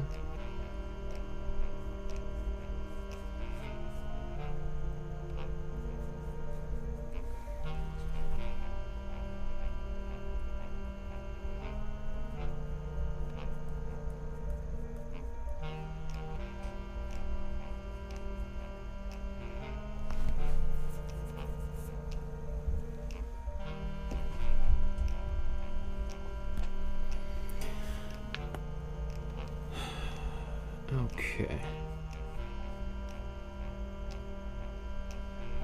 Oh, I see. This is very different than what's up here, but that's okay.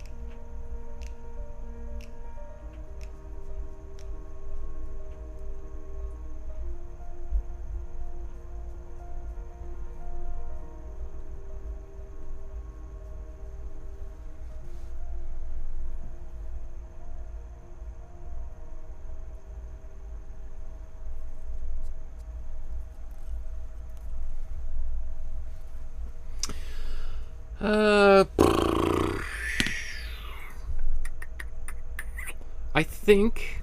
Do I need to fix this mustache at all?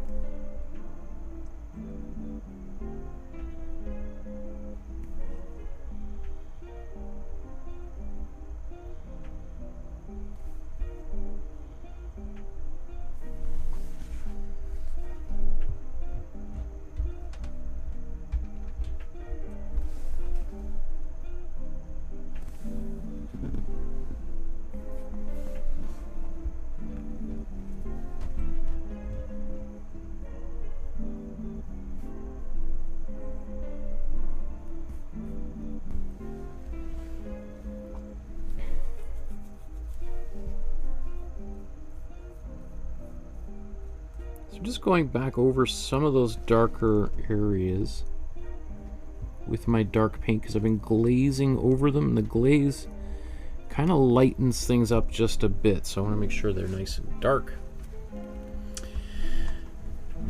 Okay, oh yeah, I promised I was going to... You know what, maybe what I'm going to do before I do more of that is I'm going to go around and darken my background.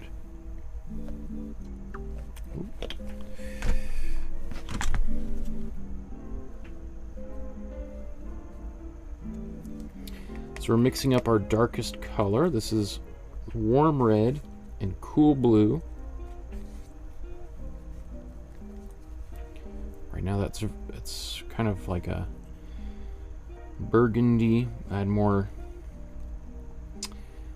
cool blue to the mix and get it closer to a purple.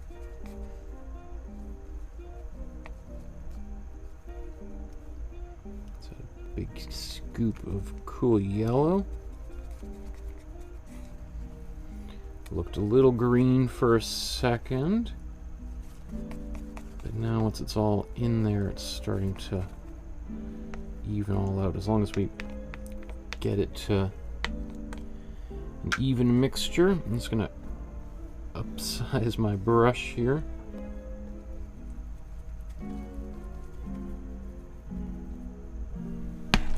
Okay. This is a bit more on the purple side. I don't mind. Actually, I think this is working really nice because and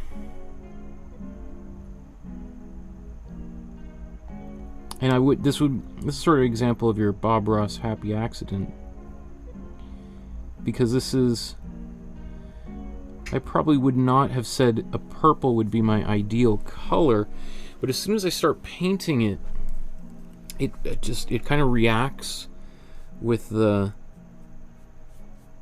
pinks in there. It's like, ooh, interesting. Did not foresee that happening. I'm gonna keep that. Let's just run with it.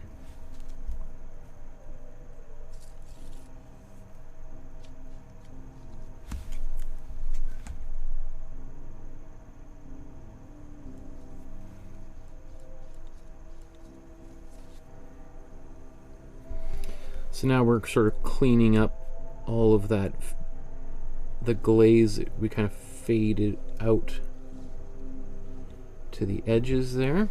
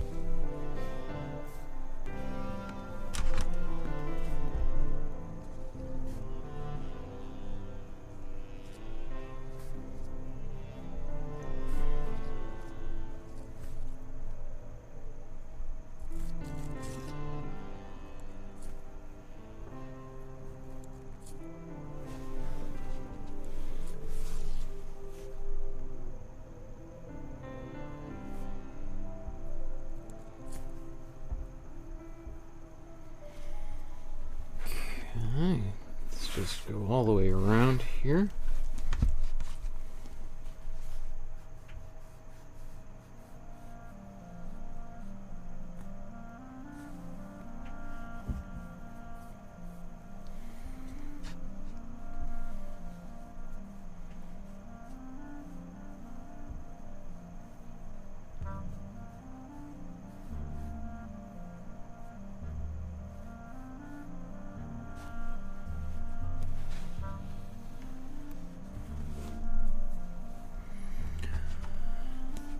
Oh, John says hello. Hi, John. Good to have you joining us.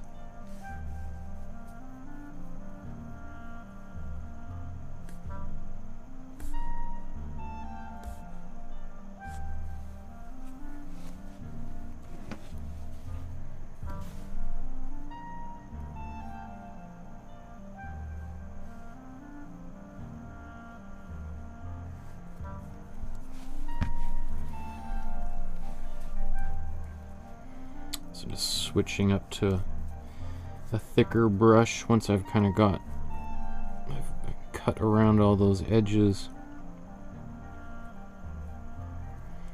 Smooth out.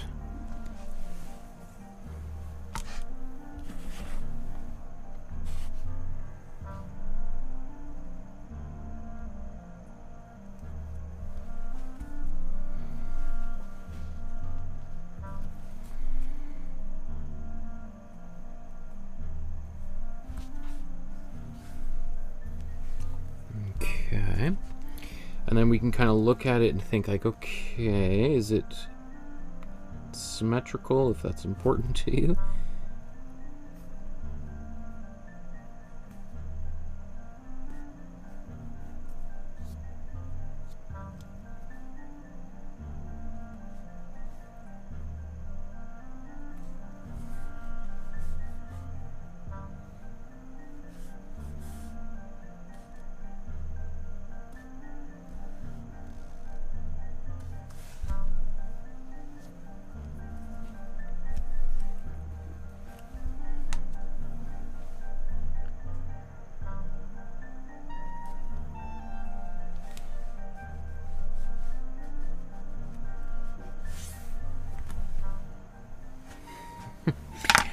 Okay, so I think I might be...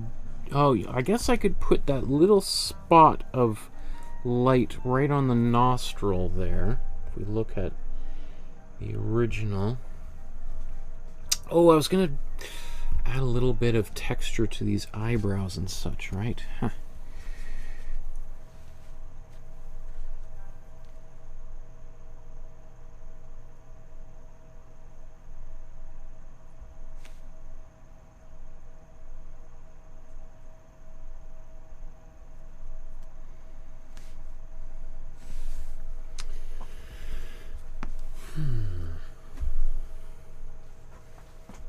Might look a little bit round right here.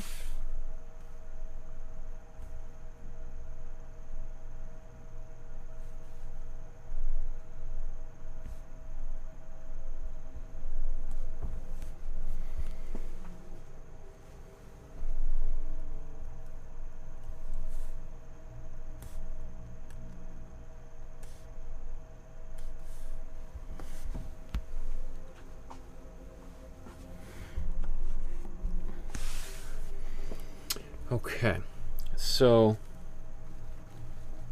we'll be done here in about 10 minutes.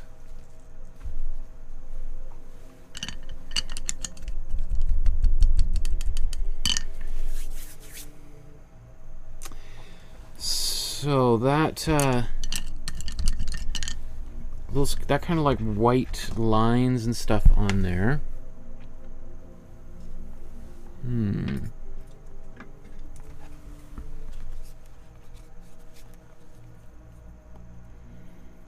I'm just going to go to my gray. I don't think I want to put too many just white lines right on there.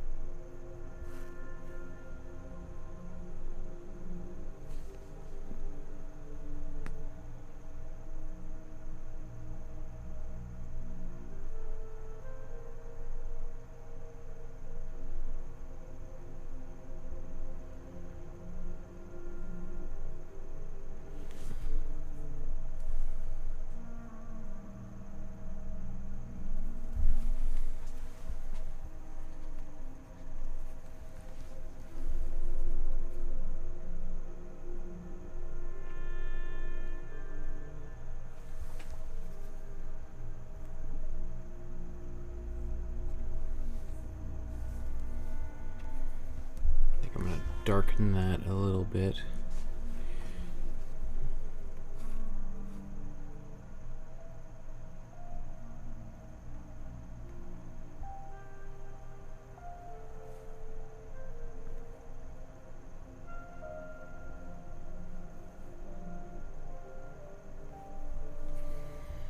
It's a little bit too wide there, that's okay.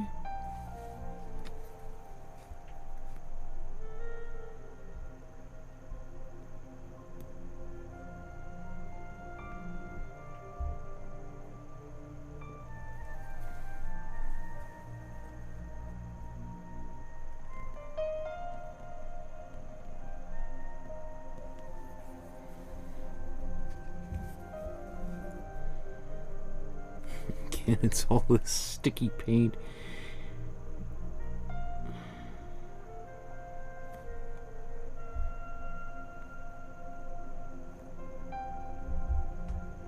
Ay, ay, ay.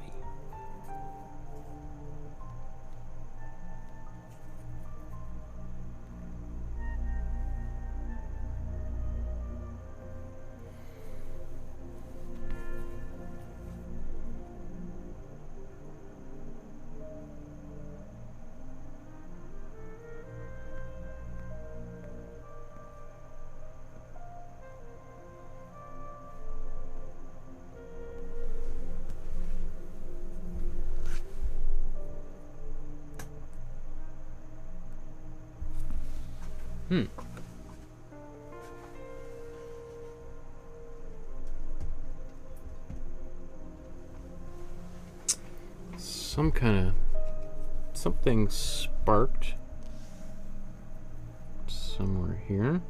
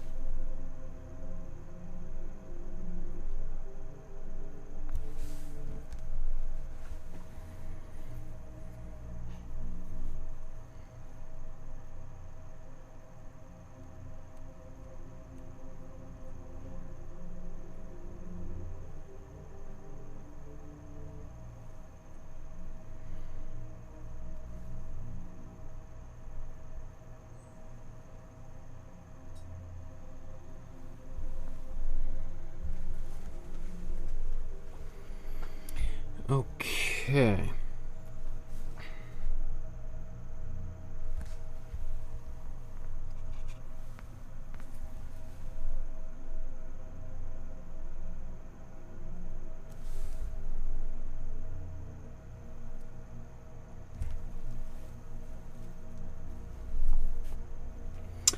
So now I'm just gonna go back with my dark color and just tidy up.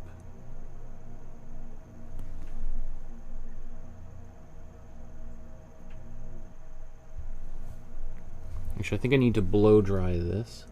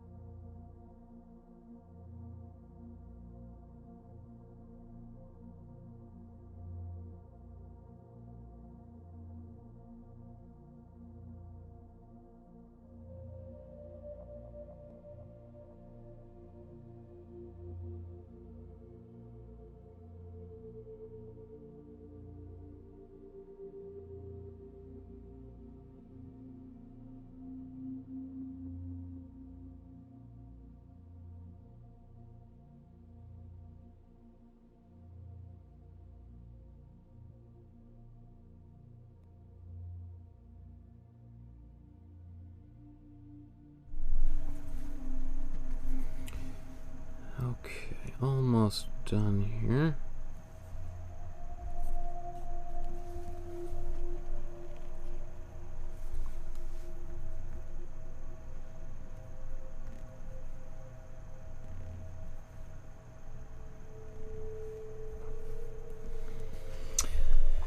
And there's Lolly in the chat saying hello.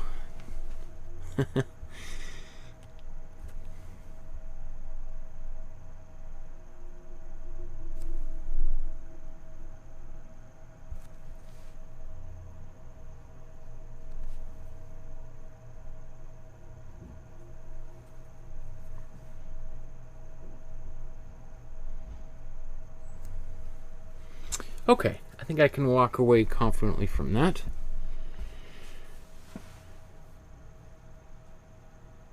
A little bit of a rounder face down here, but I don't mind that. I don't mind it at all.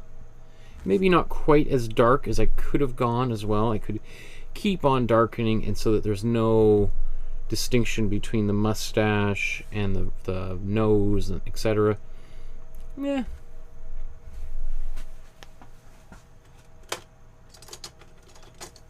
It's all just a matter of, like, when it comes to that kind of thing, of just how, like, how much time you want to spend trying to get those super subtle gradations of color. Degradations of spots.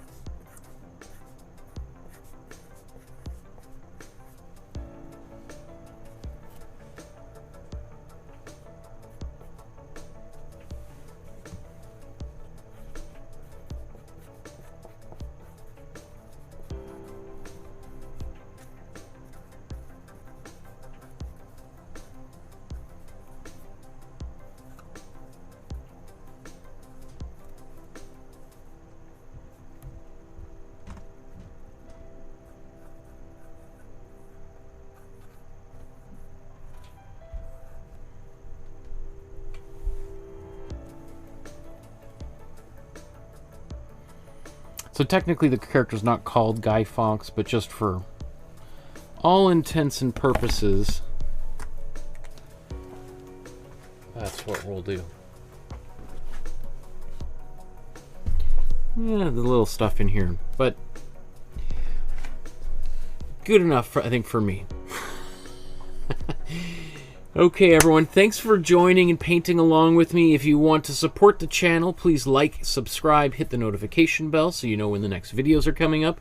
The next video we're going to be doing is one of the most famous modern paintings of all time, Edward Hopper's The Nighthawks. I love that painting. I'm sure you've seen it, or versions of it that people have done, and you're going to be welcome to customize it as well if you want to add Marilyn Monroe or Cardi B instead, right? Go right ahead. Join us on Tuesday for that.